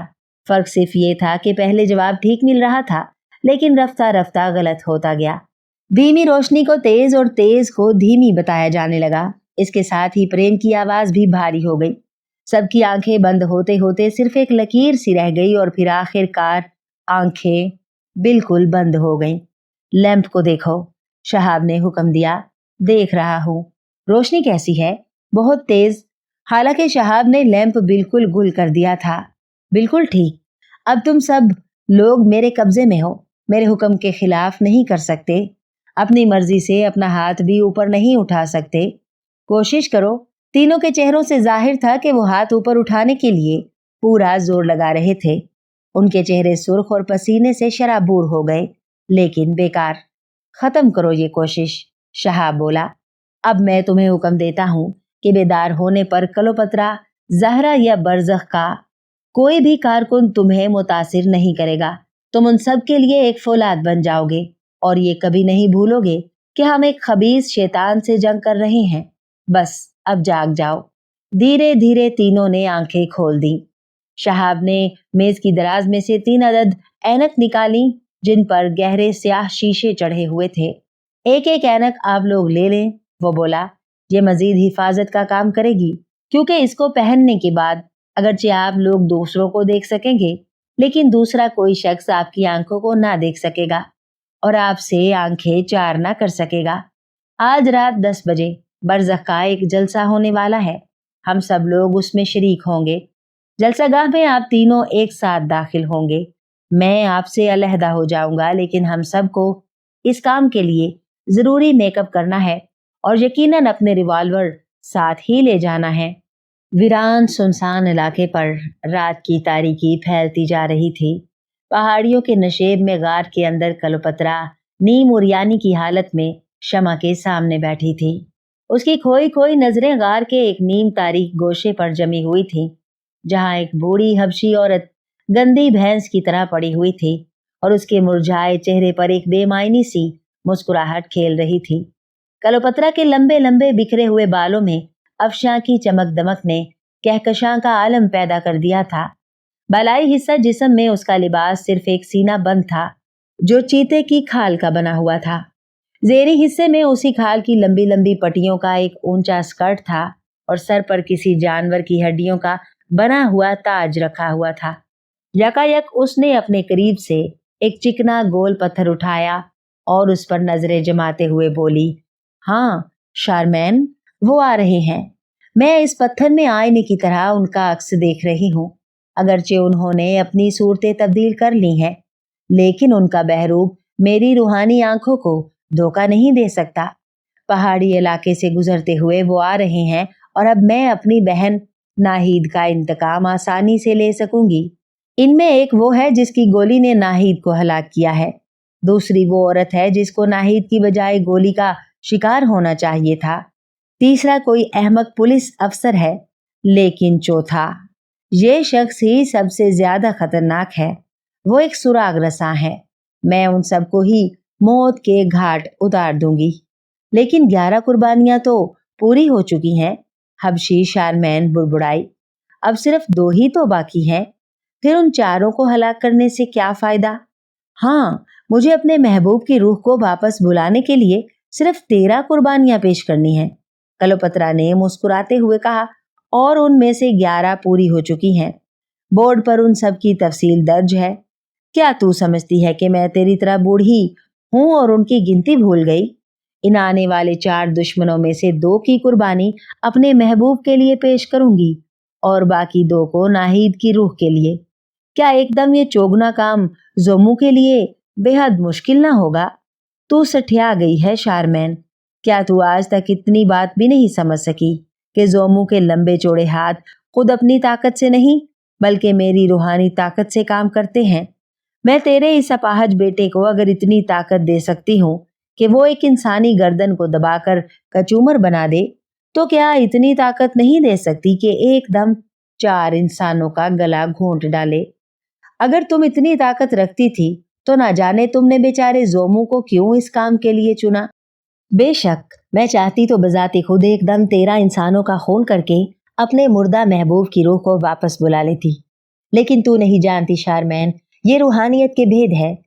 अजल से ही यह शर्त लगा दी गई थी कि इन 13 इंसानों को कुर्बान करने के लिए मैं अपने हाथों से उनको हलाक ना करूं, वरना मैं अपने मकसद में फिर नाकाम रहूंगी, जैसी कि गुज़िश्ता सदियों में नाकाम होती रही हूं। दूसरी शर्त ये थी कि ये तमाम कुर्बानियां हिंदुस्तान की कदीम सरजमीन पर पेश की जाएं, वरना भला मैं मिस्र में अपना सदियों पुराना वतन छोड़कर यहाँ क्यों पैदा होती। तीसरी शर्त ये थी कि कुर्बानी के लिए सिर्फ ऐसे 13 इंसान इंतखाब किए जाएं जिनको कदीम मिस्र के अकायद से दिलचस्पी हो या जिनकी रगों में मिस्री खून का कोई हिस्सा शामिल है। मगर छोड़ो इन बातों को, भला तू इन इसरार को क्या समझ सकती है, जबकि इस सदी के इंतहाई दानिशमंद इंसान भी इनको महज एक ढोंग तस्वुर करते हैं। वो 1 मिनट के लिए रुककर शफाफ पत्थर में देखती रही और फिर बोली, आज की रात मेरे लिए एक शानदार रात है शारमैन। कई सदियां पहले अपनी जिन गलतियों के सबब से मैं अपने महबूब को अपना बनाने में नाकाम हो गई थी, आज रात उनकी तलाफी इन 13 कुर्बानियों से मुकम्मल हो जाएगी। और फिर जानती है क्या होगा? मैं अपने महबूब को आगोश में लेकर सदियों की तवील मफारकत का इंतकाम ले सकूंगी। और मगर ये क्या देख रही हो? ये इन आने वाले 4 इंसानों को क्या हो गया है? क्यों, क्या बात है? शारमैन चौंक कर उठ बैठी। अजीब बात है शारमैन, क्लोपत्रा पत्थर में देखते हुए बोली। इन लोगों की आंखें कहाँ गई? आंखें तो गायब ही हैं, और ये इनके चारों तरफ धुएं का सा एक गुलाब क्यों लिपटा हुआ है? ठहर जा, मुझे सोचने दे। कई मिनट तक वो खामोश रही और शमा को तकती रही। ओह, अब मैं समझी। आखिरकार वो बोली, ये लोग ऐनक लगाए हुए हैं और ऐनक में गहरे स्याह शीशे, लेकिन ये शीशे मामूली नहीं, इन पर इंसान के नफरत आलूद इरादों का गुलाब चढ़ा हुआ है। और ये धुआं भी उसी नफरत का गुबार है। मालूम होता है ये मामूली लोग नहीं, ये मेरे रूहानी असरात के खिलाफ पूरी तरह लेस होकर आ रहे हैं। इन पर काबू पाना आसान ना होगा शारमैन। तब तू जोमू को इस खतरे में ना डाल। शारमैन मुतवहश हो गई। पागल कहीं की, क्लोपत्रा ने कह कहा लगाया। क्या तू मुझे इतना कमजोर समझती है कि? अच्छा ठहर, मुझे अपनी रूहानी कुव्वतों को और ताकतवर करने दे। मैं माबद में जा रही हूँ, जोमू को जरा वहां भेज दे। चिकने गोल पत्थर को एक तरफ रखकर क्लोपत्रा उठी और गार के अंदर घुसती चली गई। पेच दर पेच अंधेरे रास्ते को पार करके वो दूसरी तरफ गार में से निकली और पहाड़ी पर चढ़ती हुई एक कदीम इमारत के फाटक पर पहुंची, जहां 2 खौफनाक चीते पहरा दे रहे थे। क्लोपत्रा को देखते ही चीते पालतू कुत्ते की तरह दुम हिलाने लगे, लेकिन क्लोपत्रा के पास इस वक्त उनकी मोहब्बत का जवाब देने के लिए वक्त ना था। उसने गुस्से में चीतों के ठोकरे लगाई, कुछ इस बुरी तरह डांटा कि ये वहशी जानवर खौफ से दुम दबाए एक तरफ भाग गए। एक स्याह साया जो फाटक से कुछ दूर पोशीदा था, शायद इसी बात का मुंतजिर था। जैसे ही क्लोपत्रा तेजी के साथ फाटक से गुजरकर अंदर बढ़ी, वो स्याह साया अपनी जगह से बाहर निकला और क्लोपत्रा के अकब में चल दिया। इमारत के एक वीरान और निस्फ मस्मार शुदा हिस्से में पहुंचकर क्लोपत्रा ने एक तहखाने का दरवाजा खोला और अंधेरे में सीढ़ियों से उतरती चली गई। ऐसा मालूम होता था कि इन सीढ़ियों पर उतरने की उसको काफी मशक हो चुकी थी। तहखाने का आखिरी हिस्सा एक छोटी सी कोठरी की शक्ल का था और उसमें एक शमा रोशन थी। धीमी रोशनी में कोठरी की साल खोरदा दीवारें, मकड़ियों के बड़े बड़े जाले और वीरानी के तमाम खौफनाक आसार और भी ज्यादा खौफनाक नजर आते थे। कोठरी के वस्त में एक कदीम ताबूत रखा हुआ था, एक बंद ताबूत जिसके ऊपर एक हनूत शुदा लाश यानी मम्मी रखी हुई थी। लेकिन ये मम्मी मिस्र की कदीम मम्मियों से मुख्तलिफ थी। उसके चारों तरफ कोई स्याह कपड़ा लिपटा हुआ था, बल्कि एक एक कीमती शाल उस पर पड़ी हुई थी। क्लोपत्रा ने शाल को हटा दिया। यकीनन ये एक नौजवान मर्द की लाश थी। कदीम रोम के जंगी लिबास में मलबूस, स्याह पत्थर के कदीम ताबूत के पहलू पर सफेद चाक से नंबरवार 11 नाम लिखे हुए थे। उनमें नंबर 9 और 10 और 11 पर शाहिद, जैदी और अफंदी के नाम दर्ज थे। नंबर 12 और 13 के सामने जगह खाली थी। इन सब नामों के ऊपर मोटे हरूफ में उन्मान लिखा हुआ था, 13 कुर्बानियां। क्लोपत्रा कुछ देर तक उस लाश के सामने अदब से सर झुकाए और हाथ बांधे खड़ी रही, जैसे किसी देवता के हजूर में खड़ी हो। फिर आहिस्ता आहिस्ता उसने आंखें खोली और ताबूत के पहलू में 2 जानू हो गई। उसकी आंखों में मसरत के शोले नाच रहे थे, लेकिन इस मसरत में खौफ की झलक नुमाया थी। मेरे अजली और अब्दी महबूब अंतानी, उसने लाश को मुखातिब किया। आखिरकार सदियों के बाद वसल की घड़ी आ पहुंची है। बाकी 2 कुर्बानियां पूरी करके मैं देवताओं को मजबूर कर दूंगी कि तेरी रूह को फिर इस जिस्म में वापस आने दें। और ये एक जबरदस्त फतह होगी, फतह एक औरत की मोहब्बत की, संग दिल देवताओं के खिलाफ। लेकिन इस आखिरी वक्त में मुझे तेरी रूह की ताकत की जरूरत है मेरे महबूब। मैं महसूस कर रही हूँ कि हमारी कामयाबी के लिए आखिरी वक्त में वही कुव्वतें फिर एक बार हमारी तमाम कोशिशों पर पानी फेरना चाहती हैं जो गुज़िश्ता सदियों में ऐसा करती रही हैं। मुझे मालूम हो चुका है कि आने वाले ये 4 अजनबी आज जलसे में क्यों आ रहे हैं। ये हमारे दुश्मन हैं और उन्हीं कुव्वतों के नुमाइंदे हैं जो आज तक हम दोनों के दरमियान दीवारें उठाती चली आई हैं। इस बेवकूफ मादी दुनिया का कानून हमारे खिलाफ उठ खड़ा हुआ है। कितनी सहूलत और कितने सुकून से ये कुर्बानियों का मरहला पूरा हुआ। काश हमारी दुश्मन कुव्वतें कुछ दिनों और इसी तरह सोती रहती ताकि मैं बाकी 2 कुर्बानियों की पेशकश भी ऐसे ही आसानी से कर लेती। मैं यकीनन अपने इन चारों दुश्मनों का खात्मा करूंगी, लेकिन इस तरह बाकी 2 कुर्बानियां तो पूरी ना हो सकेंगी, क्योंकि कुर्बानी के लिए सिर्फ ऐसे इंसानों की शर्त जरूरी है जो कदीम मिस्री रूहानियात के मानने वाले हों या अपनी नसों में कदीम मिस्री खून रखते हों।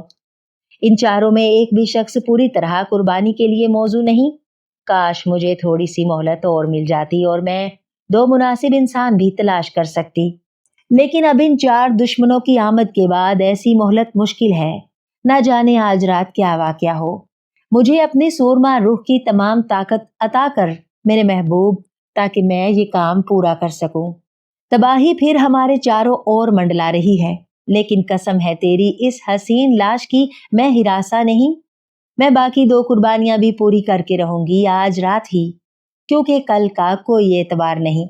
ऐसे ही मौके के लिए मैंने पहले ही 2 शिकार चुन लिए थे। तू जानता है कि उनको कुर्बान करना मेरे लिए कितना दुश्वार होगा, क्योंकि वो मेरे वफादार साथी रहे हैं। लेकिन तेरी मोहब्बत, तेरी लाजवाल मोहब्बत के लिए मुझे सब कुछ करना पड़ेगा। अब मजीद 1 मिनट का भी इंतजार करना खतरनाक है। कौन जाने कि कब क्या हो जाए और कुर्बानियों का ये सिलसिला नामुकम्मल ही रह जाए। आहिस्ता आहिस्ता वो अदब से उठी और लाश पर झुक गई। बेइख्तियार उसके याकूती लब लाश की तरफ झुकने लगे, करीब आने लगे, लेकिन अचानक उसने जबरदस्ती खुद को पीछे हटा लिया। नहीं, अभी नहीं, वो जज्बात में हाँप रही थी। कुर्बानी की 12वीं और 13वीं जगह अभी खाली है। ये जगह पुर होने से कबल मैंने तुझे चूम लिया तो मैं जानती हूँ कि फिर 1 सदी तक मुफारकत के दुख झेलने पड़ेंगे। उफ, किस कदर सितम जरीफाना है ये मजबूरी। मैं तेरे मुर्दा जिस्म से अपनी प्यास नहीं बुझा सकती। किस कदर दूर है तू मुझसे मेरे महबूब, किस कदर नजदीक और किस कदर दूर। कसम है तुझे अपनी इस वफादारी और दिलेरी की, जिसके जोश में तूने मुझ जैसी बेवफा औरत के लिए खुद को दरियाए नील में कुर्बान कर दिया था। ला मुझे अपने रूह की भरपूर ताकत अता कर। जामे वसल लबों तक आ पहुंचा है। ऐसा ना हो कि मेरा हाथ कांप जाए। और तहखाने के अंधेरे रास्ते में कदमों की आवाज ने उसको चौंका दिया। उजलत से उसने लाश को फिर शॉल से ढक दिया। उसी वक्त कोठरी में कोई दाखिल हुआ। ये समझना मुश्किल था कि वो इंसान है या कोई वहशी जानवर। उसका कदोकामत कोई 3-4 फुट के दरमियान होगा, लेकिन उसके हाथ और पांव इतने चौड़े थे कि एक देव के जिस्म पर ही मौजू हो सकते थे। उसका चेहरा चपटा, आंखें छोटी और मुंह एक जानवर की थोथनी मालूम होता था। चीते की खाल के एक लंगोट के अलावा उसका जिस्म उरिया था, जिस पर बड़े बड़े स्याह बाल की तह चढ़ी हुई थी। जानवर की तरह हूं हूं करता हुआ वो आगे आया। कलोपत्रा को तन्हा देखकर उसकी वहशी आंखों में नफसानी भूख की सुर्खी शोले की तरह भड़क उठी। लेकिन कलोपत्रा के हुस्न में कुछ ऐसी कुव्वत थी कि वो दूर ही रुक कर अपने होंठों को जज्बात से चबाने लगा। उसके हाथ में मिट्टी का बना हुआ एक खिलौना था, घड़ी की शक्ल का खिलौना जिस पर उड़ती हुई खूबसूरत परियों की तस्वीर थी। बेख्तियार वो इस खिलौने को अपने सीने से लगाकर चूमने लगा। जोमू, कलोपत्रा मुस्कुराई। क्या तू मिट्टी के इन परियों की बजाय एक जिंदा परी को पसंद नहीं करेगा? जैसे जोमू इसी हिम्मत अफजाई का इंतजार कर रहा हो, उसने घड़ी को एक तरफ फेंक दिया और अपने दो हैकल बाजुओं में लगे हुए चौड़े हाथ एक पुरशौक बेताबी में कलोपत्रा की तरफ फैला दिए। नहीं, अभी नहीं जोमो। कलोपत्रा एक कदम पीछे हटकर गोशे में एक काउच पर बैठ गई। मैं जानती हूँ कि हुस्न वो क़यामत है कि तुझ जैसा वहशी जानवर भी इसकी कशिश से आज़ाद नहीं है। मैं अपना वादा नहीं भूली ज़ोमो। इससे पहले कि मैं अपने महबूब देवता के साथ आसमानों की तरफ उड़ जाऊं, मैं एक बार खुद को तेरे सुपुर्द करूंगी। तूने एक वफादार कुत्ते की तरह मेरा काम किया है। बस अब एक आखिरी मरहला बाकी है। क्या तू उसके लिए तैयार है? वहशी ज़ोमू ने खुद को कलोपत्रा के कदमों पर गिरा दिया और उसके जूतों से अपनी आंखें मलते हुए एक बिल्ली की तरह गुर गुर करने लगा। यकायक वो रुक गया और तहखाने के तारीक गोशों की तरफ इस तरह देखने लगा जैसे एक वहशी जानवर अपने शिकार की बू महसूस कर रहा हो। पागल कुत्ते, कलोपत्रा मुस्कुराई। क्या तुझे इस तहखाने में भी अपने किसी रकीब की बू महसूस हो रही है? क्या मैंने कुछ छुपाने की कोशिश की है तुझसे? क्या खुद मैंने ही अब तक तेरे 11 रकीबों को तेरे हवाले नहीं कर दिया ताकि तू उनका गला दबाकर अपनी रकाबत की आग ठंडी कर सके और मेरी वफादारी का यकीन हो जाए? फिर अब तुझे क्या शुबा हो रहा है यहाँ? बस अब तेरा एक आखिरी रकीब और बाकी है। इसके बाद मैं आजादी के साथ तेरी हो जाऊंगी। क्या तू जानता है वो कौन है? ये कहते हुए कलोपत्रा ने अपनी साहिर आंखें वहशी ज़ोमू की आंखों में डाल दी। ज़ोमू के जिस्म पर एक कपकपी नुमाया हुई जिसे कलोपत्रा की आंखों से एक बरकी रो निकलकर उसके जिस्म में तैर रही हो। और फिर वो बोली, तो उसका अपना दोस्त समझता है, अपना मोहसिन समझता है, मगर वो तेरा दुश्मन है, तेरा रकीब है जो मुझे तुझसे छीन लेना चाहता है। उसका नाम है सोमा। ज़ोमू ने पहली बार कुछ कहना चाहा लेकिन हैरत में डूबी हुई एक गूं गूं के अलावा कोई आवाज ना निकल सकी और फिर उसकी आंखों में शोले नाचने लगे। यकायक वो एक बार फिर चौंक पड़ा और खड़ा हो गया जैसे उसको तहखाने के अंधेरे गोशों में सोमा की मौजूदगी का शको शुबा हुआ हो। बिन मानस, कलोपत्रा ने हंसकर कहा, सोमा यहाँ नहीं, वो वहां मेरा इंतजार कर रहा है। ऊपर आ मेरे साथ। मगर नहीं, तू बाहर चल, मैं अभी आती हूँ। तहखाने के तारीक रास्ते में ज़ोमू के बढ़ते ही कलोपत्रा ने एक चौक का टुकड़ा निकाला और ताबूत पर लिखे हुए 11 नामों के नीचे नंबर 12 के सामने सोमा लिखा और नंबर 13 पर ज़ोमू। और फिर फरते मुसरत में वो जोर से हंस पड़ी और बोली, मेरे महबूब, ये 2 नाम मैंने पहले ही ऐसे ही दिन के लिए महफूज रख छोड़े थे। मुझे माफ करना, मैंने कुर्बानी से पेशकर ही ये 2 नाम पेशगी लिख दिए हैं। और फिर आंधी के झोंके की तरह तेजी से वो कोठरी से निकल गई। तहखाने के दरवाजे से बाहर आई और दरवाजा मकफल कर दिया। तहखाने में सन्नाटा छा गया। शमा की धुंधली रोशनी महज ताबूत तक टकरा कर कांप कांप कर रह जाती थी। यकायक तहखाने के एक बईद तारीक गोशे में एक हल्की सी आहट हुई। एक साया दीवार से अलग होकर आगे बढ़ाया। ताबूत के पास आकर वो रुक गया। शमा की रोशनी में आते ही मालूम हुआ कि सफेद सर और सफेद लंबी दाढ़ी वाला एक इंसान था, मगर उसकी आंखों में जवानी की चमक थी। वो एक स्याह साए की तरह अमारत के फाटक से यहाँ तक कलोपत्रा के ताकुब में आया था, लेकिन अब वो इस खौफनाक तहखाने में इस तरह मुकय्यद हो चुका था जैसे चूहेदान में एक चूहा। अंधेरे में रास्ता तय करता हुआ वो तहखाने के बंद दरवाजे तक आया और एहतियात से दरवाजे को आजमा कर देखा। नहीं, बाहर निकलने की कोई सूरत बाकी न थी। दरवाजा यकीनन बाहर से बंद था। बोझल कदमों से वो ताबूत की तरफ वापस आने लगा। वाह बेटा शहाब, खूब फंसे, वो खुद ही बड़बड़ाया। शायद इस हमाकत के लिए बड़ी कीमत अदा करना पड़े। इस मेकअप में भला कौन पहचान सकता है कि ये शहाब है? लेकिन इससे भी अब क्या फायदा था। बेदिली से वो ताबूत के सामने कौच पर बैठ गया और सोचने लगा, क्या ये तहखाना उसकी कब्र ही साबित होगा? इसमें शक नहीं कि अभी चंद मिनट कबल उसने कलोपत्रा और ज़ोमू की जो बातें सुनी थी और जो कुछ देखा था उसकी वजह से पूरा राज हल हो गया था। कलोपत्रा वाकई एक रूह या एक माहिर रूहानियत है या महज एक नफ्सियाती मरीजा, दोहरी शख्सियत के मर्ज में मुब्तला, वो मर्ज जिसके तहत इंसान खुद को अपने अलावा कुछ और भी समझने लगता है जो कि दरअसल वो नहीं होता। बहरहाल ये जाहिर था कि वो अब तक 11 इंसानों का खून कर चुकी थी। उसका आलाइकार ये ज़ोमू ही था और इस मुजरिमाना और कातिलाना पागलपन का मकसद ये था कि उसका मुर्दा महबूब इन 13 कुर्बानियों की बदौलत जिंदा उठ खड़ा होगा। दुनिया तस्लीम करे या ना करे, बहरहाल कलोपत्रा का यही एतकादो ईमान था। कितना अजीब और खौफनाक केस था ये। मगर अब क्या होगा? शहाब मुस्कुराने लगा। क्या ये कहानी वो दुनिया को सुना सकेगा? जलसागाह के बड़े कमरे में कोई 50-60 आदमी जमा थे। उनमें बेशतर वो लोग थे जो अंजुमन बरज़ख के मुस्तकिल मेंबर थे। बाकी लोग वो मेहमान थे जो रूहानियात से दिलचस्पी रखते थे और महज मुशाहिदीन की हैसियत से आए थे। अंजुमन के जलसों का दरवाजा हर एक शख्स के लिए खुला हुआ था और हर शख्स को आज़ादी थी कि वो ऐसे मौक़ों पर शरीक होकर रूहानियत के करिश्मे अपनी आंखों से देखे, और अगर वो अपनी जिंदगी से मुतमईन नहीं तो सुकून रूह का सामान हासिल करे। शिरकत के लिए सिर्फ एक शर्त लाजमी थी और वो ये कि हर एक शख्स को कमरे में दाखिल होने से पहले अपने चेहरे पर एक सफ़ेद प्लास्टिक की नकाब लगानी होती थी।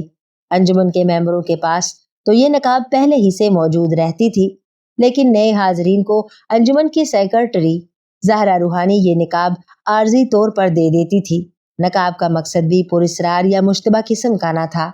जलसागाह के दरवाजे पर ही एक बोर्ड पर यह ऐलान दर्ज था, बदकिस्मती से रूहानियत अभी तक मामूली और माकूल शुगल समझा जाता है, इसलिए बहुत से लोग जो इससे दिलचस्पी रखते हैं दूसरों के सामने अपने शौक का इजहार करते डरते हैं कि इनको तो तवहम परस्त समझा जाएगा।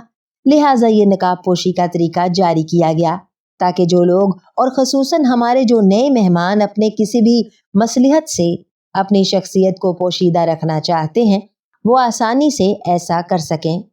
कमरे में करीने से छोटी बड़ी मेजें लगी हुई थी जिन पर 2-2, 3-3 मेहमान सफेद नकाब लगाए बैठे थे। रोशनी का इंतजाम ऐसा किया गया था कि एक पहलू में बने हुए ऊंचे स्टेज के अलावा और किसी जगह भी बराह रास्त तेज रोशनी का गुजरना था। फिजा में खुशबूदार चीजों का धुआं फैला हुआ था और स्टेज के करीब पर्दों में पोशीदा कई साज हल्की हल्की मौसीकी बखेर रहे थे। मेजों पर मुख्तलिफ फवाकिहात के अलावा हर मेहमान के लिए शीशे के गिलास में भरा हुआ एक सुर्ख शरबत मौजूद था। बरज़ख के इस अजीबो गरीब इज्तिमा में कप्तान प्रेम, नजमी और फेरोजा भी शामिल थे। अगरचे वो अलग अलग मुख्तलिफ मेजों पर थे, लेकिन फिर भी दानिस्ता तौर पर वो इतने करीब थे कि जरूरत पड़ने पर फौरन यकजा हो सके। तीनों की निगाहें ये देखने की कोशिश कर रही थी कि शहाब कहाँ है, लेकिन इस वक्त उसका कहीं पता न था।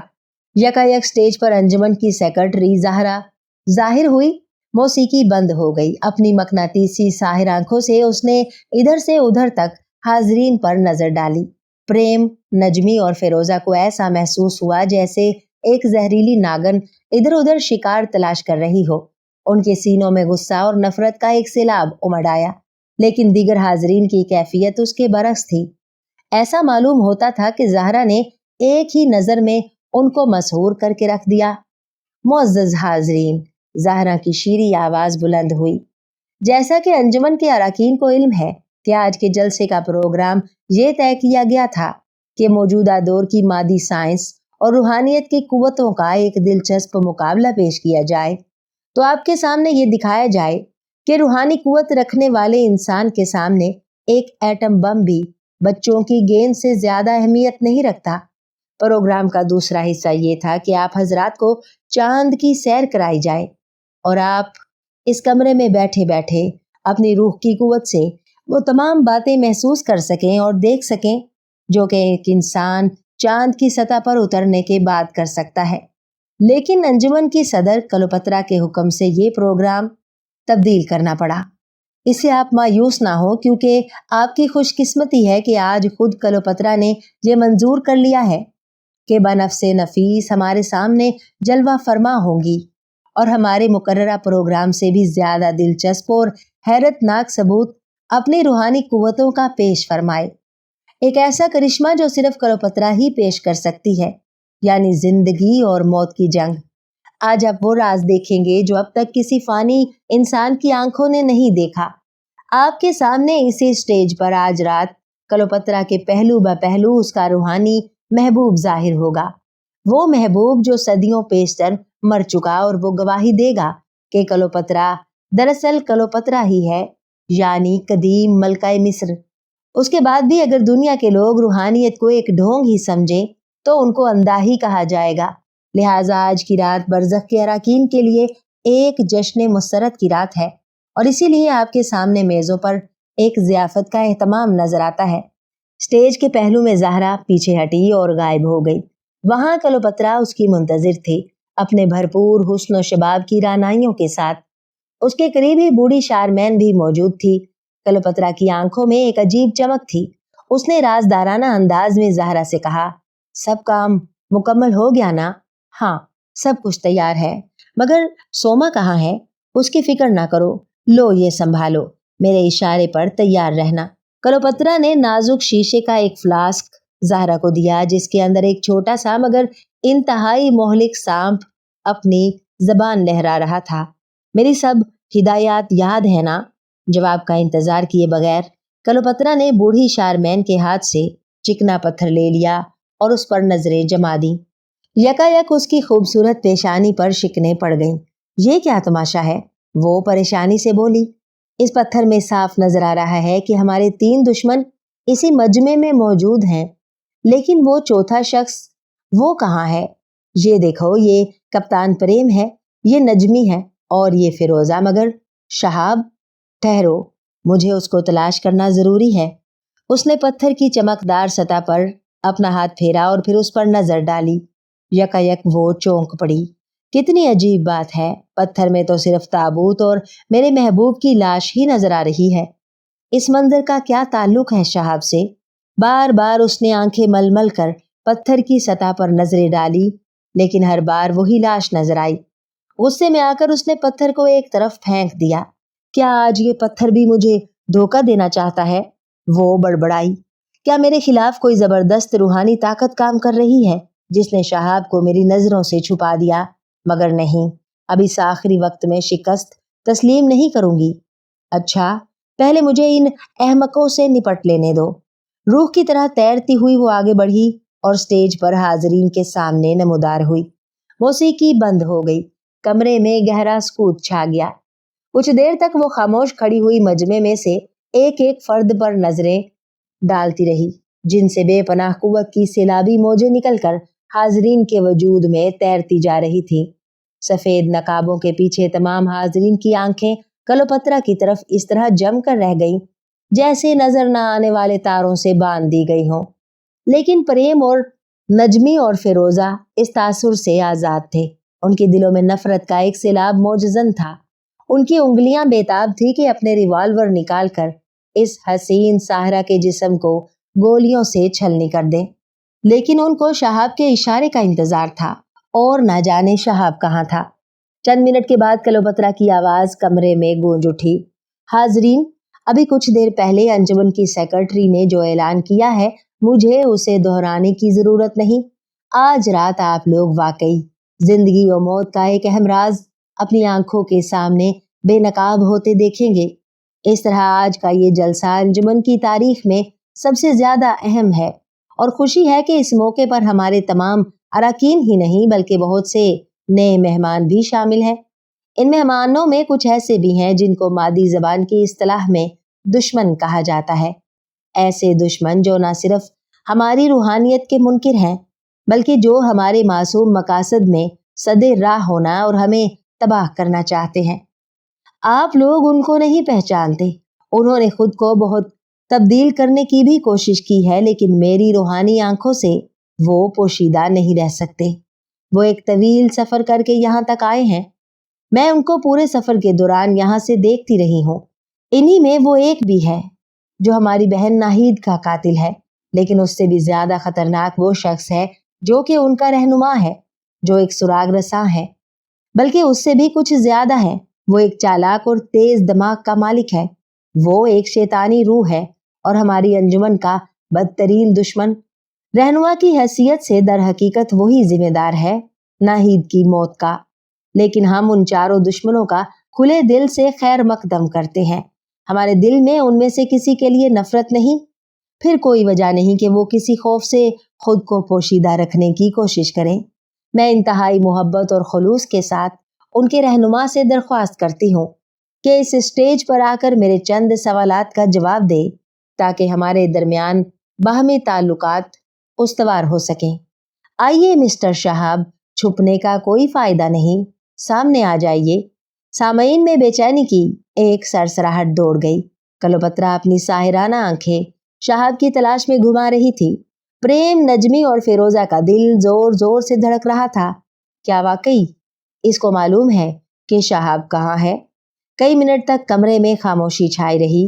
कलोपत्रा की दावत पर स्टेज पर कोई भी जाहिर ना हुआ। दोस्तों, कलोपत्रा ने करख्त आवाज में कहा, हमारे सबसे बड़े दुश्मन ने हमारी दोस्ताना दरख्वास्त को ठुकरा दिया है। इससे पहले कि मैं मजमे में इशारा करके बतलाऊं कि उसके तीनों साथी कहाँ हैं, मैं एक बार फिर मौका देना चाहती हूँ और ये ऐलान कर देना चाहती हूँ कि अगर उसने मेरी दोस्ताना दावत को मंजूर ना किया तो ये बात उसके साथियों के और खुद उसके लिए बहुत खतरनाक साबित हो सकती है। जो लोग रूहानी कुव्वतों से टकराते हैं वो बेइज्जती और दहशत की मौत को दावत देते हैं और मौत के बाद उनकी रूहें तक अजाब में मुब्तला रहती हैं। मैं उम्मीद करती हूँ कि हमारे चारों दुश्मन, जिनको मैं अब भी दोस्त ही कहती हूँ, इस दरख्वास्त पर गौर कर लें। बहरहाल जब तक वो खुद कोई फैसला करे, हमें अपना प्रोग्राम शुरू करना चाहिए। कलोपत्रा की तेज चमकदार आंखों में यकीनन मायूसी और परेशानी की झलक थी। फिर भी वो सुकून से बोली, जैसा कि आपको मालूम हो चुका है, आज की रात एक जश्न मुसर्रत की रात है। इसलिए प्रोग्राम की इब्तिदा के लिए मैं अब सबसे दरख्वास्त करूंगी कि मेरे और मेरे महबूब के लिए जामे सेहत नोश फरमाएं। अपना अपना जाम उठाइए और ये हकीर सुर्ख शरबत मेरी तरफ से कबूल फरमाइए। बेइख्तियार एक मशीन की तरह तकरीबन तमाम हाजरीन ने मेज से गिलास उठाए और एक ही घूंट में खाली कर दिए। सिर्फ प्रेम, नजमी और फिरोजा ही ऐसे थे कि उन्होंने होशियारी के साथ हाजरीन की निगाह बचाकर सुर्ख शरबत अपनी कुर्सियों के नीचे उंडेल दिया था और खाली गिलास होंठों से लगाए हुए थे। कलोपत्रा सीधी उन्हीं की तरफ देख रही थी। उसकी निगाह में गुस्सा और उलझन नमूदार हुई और वो बुड़बुड़ाई, फिर वही तीन, क्या चौथे शख्स को जमीन खा गई और वो बुलंद आवाज से चीख उठी, ये जबरदस्त बेहुरमती है इस मुकद्दस सुर्ख शरबत की। जिन लोगों ने उसको नापाक जमीन पर गिरा दिया है, उनको इसकी कीमत अपने खून से अदा करनी होगी। उठो रूहानियत के परिस्तारो, तबाह कर दो, तबाह कर दो।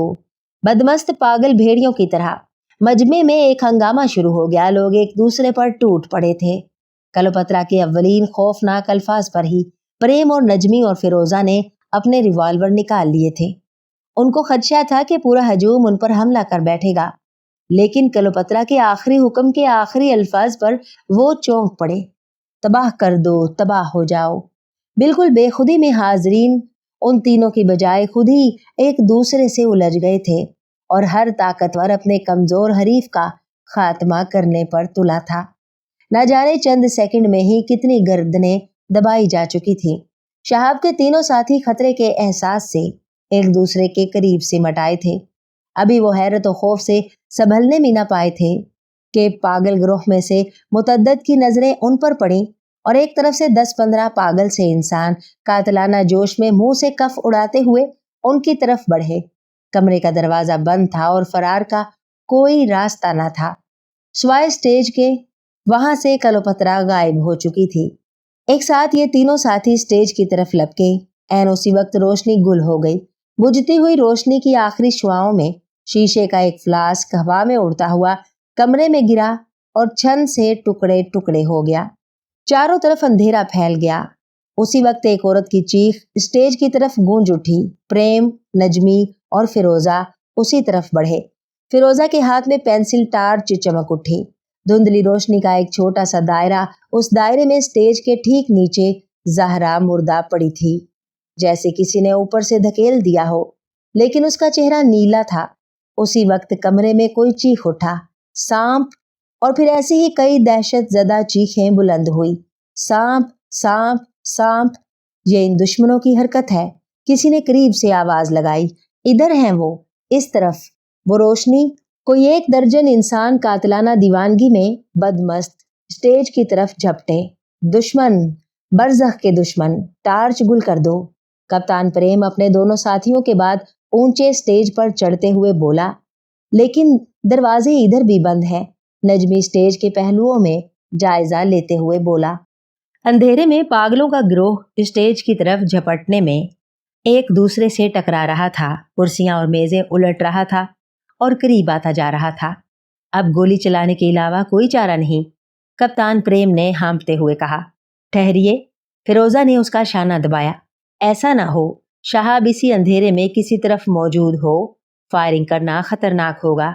सांप। फिर 2-3 आवाजें अंधेरे में गूंज उठीं, दहशत ज़दा शराबियों की सी आवाजें। लेकिन फायरिंग के अलावा चारा भी क्या है? प्रेम बोला। ये भेड़िए हमारी बोटियां नोच डालेंगे, गोलियां भी कितनी देर तक साथ देंगी? नजमी बोला। ज्यादा से ज्यादा हम 18 आदमियों को खत्म कर सकते हैं। फिर ये पूरा गोल। बेख्तियार वो तीनों स्टेज के पहलू की दीवार से चिपक कर खड़े हो गए। मदहोश, दहशत ज़दा मगर कातिलाना जोश में बिखरे हुए दुश्मनों का गोल अब चारों तरफ से सिमट कर स्टेज की तरफ आ चुका था। सिर्फ गहरा अंधेरा अब तक प्रेम, नजमी और फिरोजा के लिए एक हिफाजत का जरिया बना हुआ था। लेकिन कब तक? आखिरी हिफाजत उनके रिवॉल्वर थे, लेकिन वो भी कहां तक चल सकते थे? एक ही फायर पर दुश्मनों को मालूम हो सकता था कि वो कहां पोशीदा है। इसके बाद उन सब का टिड्डी दल की तरह इस तरह टूट पड़ना यकीनी था। शोर हंगामा के दौरान यकायक एक तरफ किसी ने माचिस रोशन की और फिर फौरन ही एक शोला चमक उठा। कई लोगों ने अपना नकाब और लिबास में से कुछ कपड़े उतार डाले थे। अब उनमें आग भड़क रही थी। रोशनी पैदा करने का अब एक यही जरिया उनके पास मुमकिन था। रोशनी, रोशनी। एक शोर बुलंद हुआ, खून ख्वाराना मुसर्रत का शोर, और आन की आन में ना जाने कितने कपड़े और शोलों में डाल दिए गए। बड़ा कमरा आग की सुर्ख रोशनी में चमक उठा। इससे पहले के खूनख्वार हजूम की नजरें वसी स्टेज के बईद तरीन गोशे में छुपे हुए 3 इंसानों तक पहुंचे। स्टेज के पर्दों में आग लग गई। कई कुर्सियां और मेजें भी शोले दे उठीं। पूरे कमरे में आग और धुआं फैलने लगा। पूरा कमरा एक खौफनाक भट्टी बनता जा रहा था। शोरो हंगामा और ज्यादा बढ़ गया था, मगर अब इस हंगामे में कातिलाना जोश की बजाय बदहवासी और दहशत जदगी थी। अपने शिकारों को फिलहाल भूलकर ये नीम पागल लोग इसी नई मुसीबत के खौफनाक एहसास से और दीवाने हो गए थे। वो दीवारों से टकरा रहे थे, दरवाजों से टकरा रहे थे और आग के शोलों में एक दूसरे को धकेल रहे थे। बरज़ख का कदीम तरीन रुकन और कलोपत्रा का सबसे ज्यादा वफादार परिस्तार नौजवान सोमा सर से पांव तक सतार के टूटे हुए तार की तरह लरज रहा था। उसके खून में कदीम मिस्री राहबों का खून था और इसलिए कलोपत्रा की रूहानियत का रासख तरीन मोतकद था। लेकिन आज रात उसकी निगाहों के सामने जो मंजर था, उसका वहमो गुमान भी कभी उसको ना हुआ था। शदीद तरीन हैरत और खौफ ने उसको गूंगा बना दिया था। वही कलोपत्रा को उसने आज तक एक देवी की तरह पूजा था, आज अपने हुस्न और शबाब की तमाम बेपनाह दावतों के साथ उसके सामने अपनी आगोश खोले हुए इस तरह खड़ी थी कि जैसे वो एक जिंदा मकनातीस थी जो सोमा के तमाम वजूद को अपनी तरफ घसीट रहा हो। शायद एक फरिश्ता या एक मुर्दा इंसान ही इस क़यामत के खिलाफ बेहिस रह सकता था। फिर कलोपत्रा की वो तेज तेज आंखें जैसे 2 बरकी लहरें तड़प कर हर चीज को समेट लेना चाहती हों। कलोपत्रा की तमाम रूहानी कुव्वतें एकदम उन आंखों में उबल आई थीं। सोमा कांप रहा था, बुरी तरह कांप रहा था, मगर कलोपत्रा की आगोश की तरफ आहिस्ता आहिस्ता बढ़ रहा था, बेइख्तियार, और उसे होश न था कि वो क्या कर रहा है। और फिर जैसे कोई एकदम किसी मुश्ताइल आतिशकदा में कूद पड़े। कलोपत्रा का ये लर्जा बदन दाम पुजारी कलोपत्रा के बाजुओं में समा गया। कलोपत्रा की आंखों में आंसू भर आए, मगर फिर भी वो मुस्कुरा रही थी। अपने महबूब की खातिर वो आज अपने सबसे वफादार साथी को कुर्बान करने पर मजबूर हो गई थी। कुछ देर बाद जब सोमा ने अपनी थकी हुई बोझल आंखें खोली तो जरा भी ना समझ सका कि वो कहाँ है, कौन है और सोफे पर क्यों मुर्दा पड़ा है। उसकी निगाहें अपने करीब कलोपत्रा को देखना चाहती थी, मगर वो कुछ ना देख सका सिवाय एक खौफनाक हिवानी चेहरे के जो गुस्से में दांत पीस रहा था। जोमू, उसने पुकारना चाहा, लेकिन उसकी आवाज हलक में घुट कर रह गई। जोमू के 2 हैकल हाथों ने उसकी गर्दन को कुचलना शुरू कर दिया था। सोमा को मुर्दा छोड़कर जब जोमू हाँफता हुआ बाहर निकला तो कलोपत्रा बाहर उसकी मुंतजिर थी। उसकी आंखों में एक वहशियाना खौफ था जलसा गाह से बुलंद होने वाले शोले और धुआं अब पूरी इमारत में फैलता जा रहा था। जलती है तो जल जाए, सारी दुनिया राख हो जाए, मेरी 13वीं कुर्बानी पूरी होकर रहेगी, कलोपत्रा खुद ही खुद बुड़बुड़ाई। ये सब कुछ इसी बदमाश शहाब की हरकत है, लेकिन वो मुझे ना रोक सकेगा, हरगिज नहीं।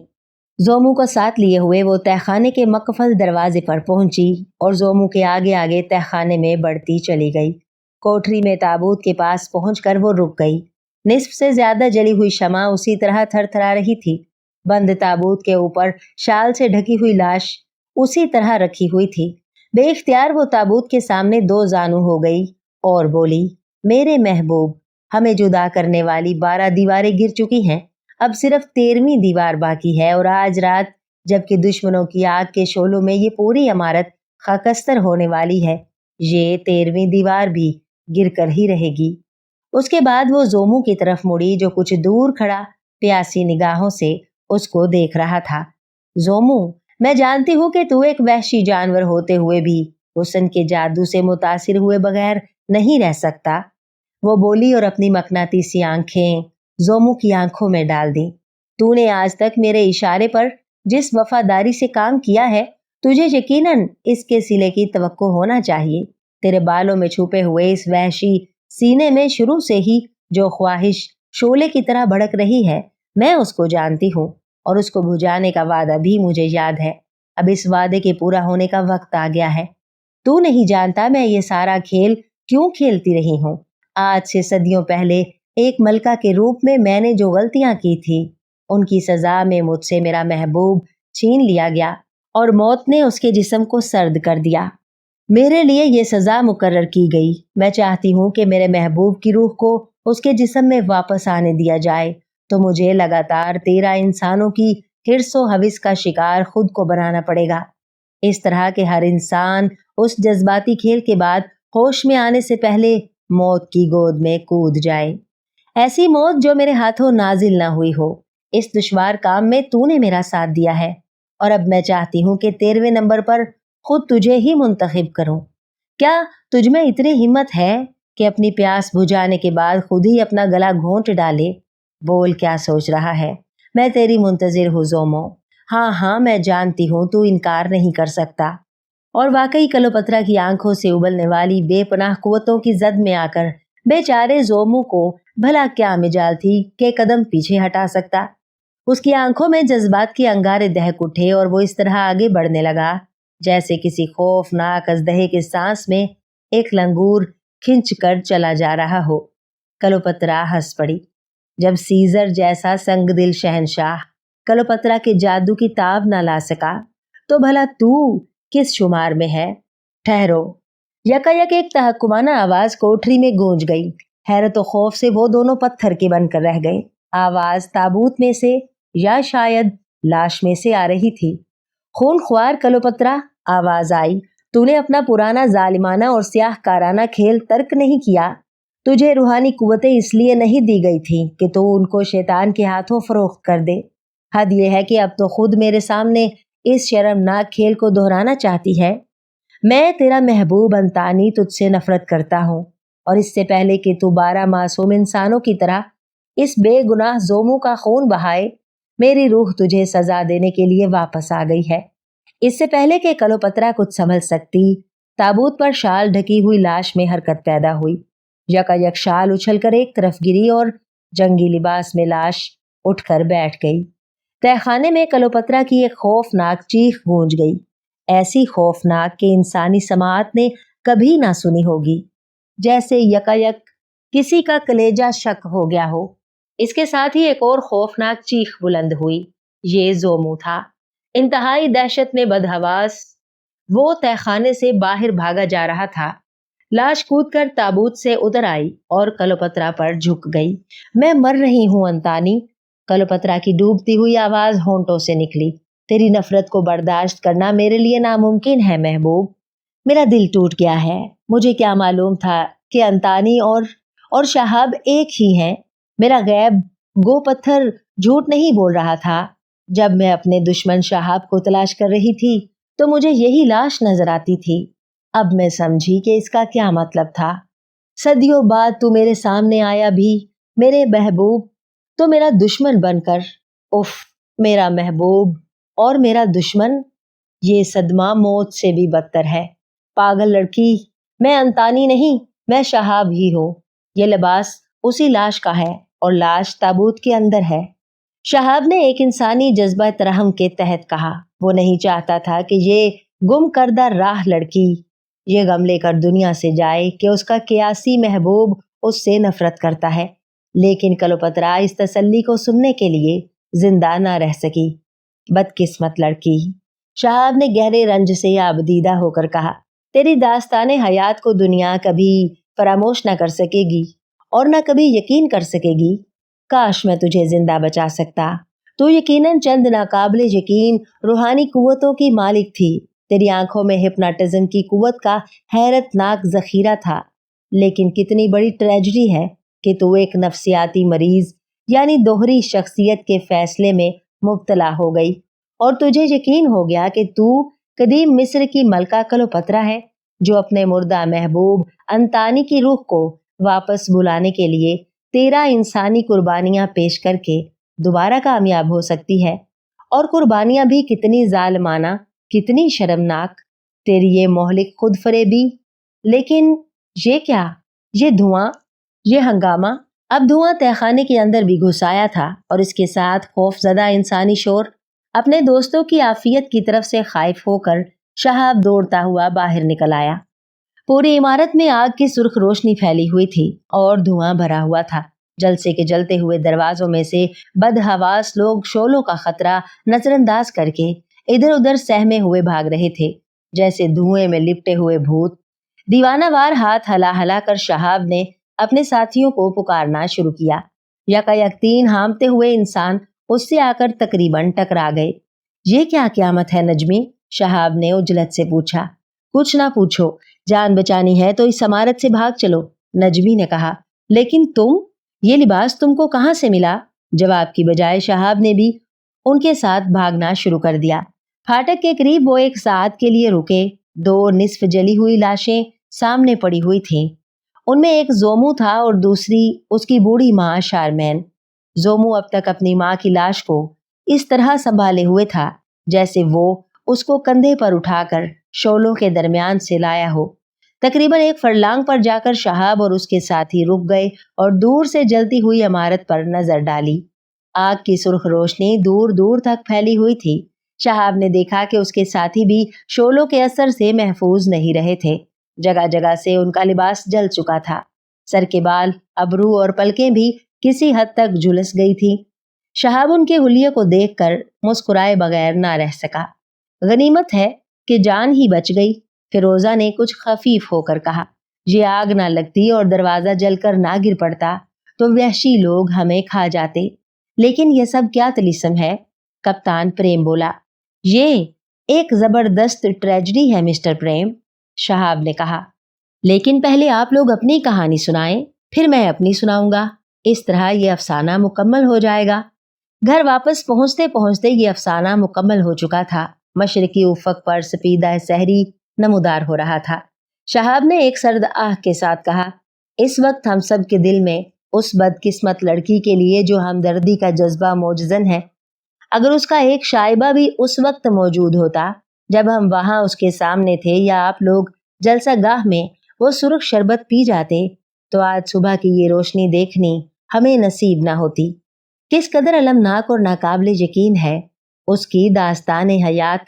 یہ لڑکی صرف اپنے حسن و جمال کے لحاظ سے ہی نہیں بلکہ اپنی روحانی قوتوں کے نشو و نما کے مد نظر ایک مکمل طلسم تھی۔ وہ اگر ایک طرف صرف اپنی نگاہ اور ارادے کی قوت سے پورے مجمع کو تباہ کر دو اور تباہ ہو جاؤ کہ وحشیانہ پاگل پن میں مبتلا کر سکتی تھی، تو دوسری طرف زمین و آسمان کے درمیان آوارہ روحوں کو نئے جسموں میں مقید کر کے اپنا اعلی کار بھی بنا سکتی تھی، جیسا کہ زہرا کی مثال سے ظاہر ہے۔ اگر ایک طرف وحشی چیتے اس کے لیے پالتو کتوں سے زیادہ نہ تھے، تو دوسری طرف وہ مخصوص پتھر میں نظر جما کر ریڈار کی طرح دور دراز فاصلوں سے بھی ہماری نقل و حرکت کا جائزہ لے سکتی تھی۔ لیکن پھر بھی وہ اپنی روحانی نظروں سے یہ منظر نہ سمجھ سکی کہ اس کے محبوب کی لاش کی جگہ میں نے خود کو منتقل کر دیا تھا، وہ صرف اس لباس سے دھوکا کھا گئی۔ یہ ہے انسان کی قوتوں کی حد، ورنہ انسان خدا ہی بن جاتا۔ اس کا دماغ بہرحال ایک انسانی دماغ تھا۔ اپنی بے پناہ قوتوں میں بہک کر وہ اس خود فریبی میں مبتلا ہو گئی کہ وہ دراصل قدیم مصر کی ملکہ کلوپترا ہے۔ یہ کوئی عجیب بات نہیں، یہ ایک بہت عام نفسیاتی مرض ہے جس کو دوگانہ شخصیت یا دوہری شخصیت کی اصطلاح دی گئی ہے۔ اس خود فریبی میں مبتلا ہو کر اس نے جو کچھ کیا وہ ہم دیکھ ہی چکے ہیں۔ اس نے ایک مصری حنوط شدہ لاش کو اپنا محبوب انتانی سمجھ لیا اور ملکہ کلوپترا کی حیثیت سے اس کی محبت میں اس حد تک دیوانی ہو گئی کہ اس کی روح کو واپس لانے کے لیے ایک خود ساختہ پروگرام 13 انسانی قربانیوں کا شروع کر دیا۔ یقیناً یہ انجمن برزخ کا قیام بھی دراصل اسی لیے کیا گیا تھا کہ ان ہولناک قربانیوں کے لیے مناسب لوگوں کا انتخاب کیا جا سکے، اور آخر کار جب اس نے دیکھا کہ جلسہ گاہ میں ہم لوگوں کی موجودگی سے یہ خطرہ ہے کہ اس کی 13 قربانیاں پوری نہ ہو سکیں گی، تو وہ آخری 2 قربانیوں کے لیے خود اپنے ساتھیوں سوما اور زومو کو قربان کرنے پر تیار ہو گئی۔ کس قدر گہرا تھا اس کا یہ عقیدہ اور کتنی شدید تھی اس کو اپنے اس فرضی محبوب سے محبت۔ میری زبان سے نفرت انگیز کلمات سن کر اس کا دل ٹوٹ گیا۔ اپنے اعتقاد کے مطابق وہ اس نتیجے پر پہنچ گئی کہ اس کا محبوب اس سے متغیر ہو گیا ہے اور شہاب کے انسانی روپ میں اب تک اس کی نظروں سے پوشیدہ رہا ہے۔ ممکن ہے ہم ان باتوں کو نہ سمجھ سکیں، لیکن اس لڑکی کا ان پر پختہ اور گہرا ایمان تھا۔ یقیناً روحانیت کا ایک زبردست ماہر ہونے کے باوجود ایک نفسیاتی مریضہ تھی، ورنہ اپنی بے مثال قوتوں کو نفسانی مقاصد کے لیے استعمال نہ کرتی۔ مگر آئیے اب ہم اس طلسم کو بھول جائیں، ان کی یاد کو اس جلی ہوئی عمارت اور اس کی راکھ میں دبی ہوئی متعدد انسانی لاشوں تک ہی محدود رکھیے۔ اس میں کئی پہلو ایسے ہیں جن کو ہم بھی شاید کبھی نہ سمجھ سکیں گے۔ مثلاً وہ سانپ، فیروزہ بولی۔ ہاں، غالباً یہ بھی تباہی کا وہی کھیل تھا جو قدیم مصر کی ملکہ کلوپترا کھیلا کرتی تھی۔ پھر بھلا یہ لڑکی اپنے مقاصد کے لیے ایک ناگن کو کیوں نہ استعمال کرتی؟ مگر مجھے یقین ہے کہ جلسہ گاہ میں جو کچھ ہوا اس کا مقصد یہی تھا کہ تباہ کر دو، تباہ ہو جاؤ۔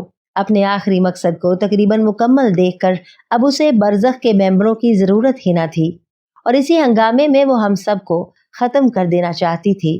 اپنے مقصد کی تکمیل کا اس کو اس قدر یقین تھا کہ اس نے غالباً خود ہی اپنی سیکرٹری ناہید کو بھی اس سانپ کے زہر کا نشانہ بنا ڈالا۔ اپنے محبوب تک پہنچنے کے لیے وہ بقول خود 12 دیواریں گرا چکی تھی، اور 13ویں دیوار یعنی غریب زومو اس کے پاس موجود تھا۔ پھر اب اسے کس چیز کی ضرورت تھی؟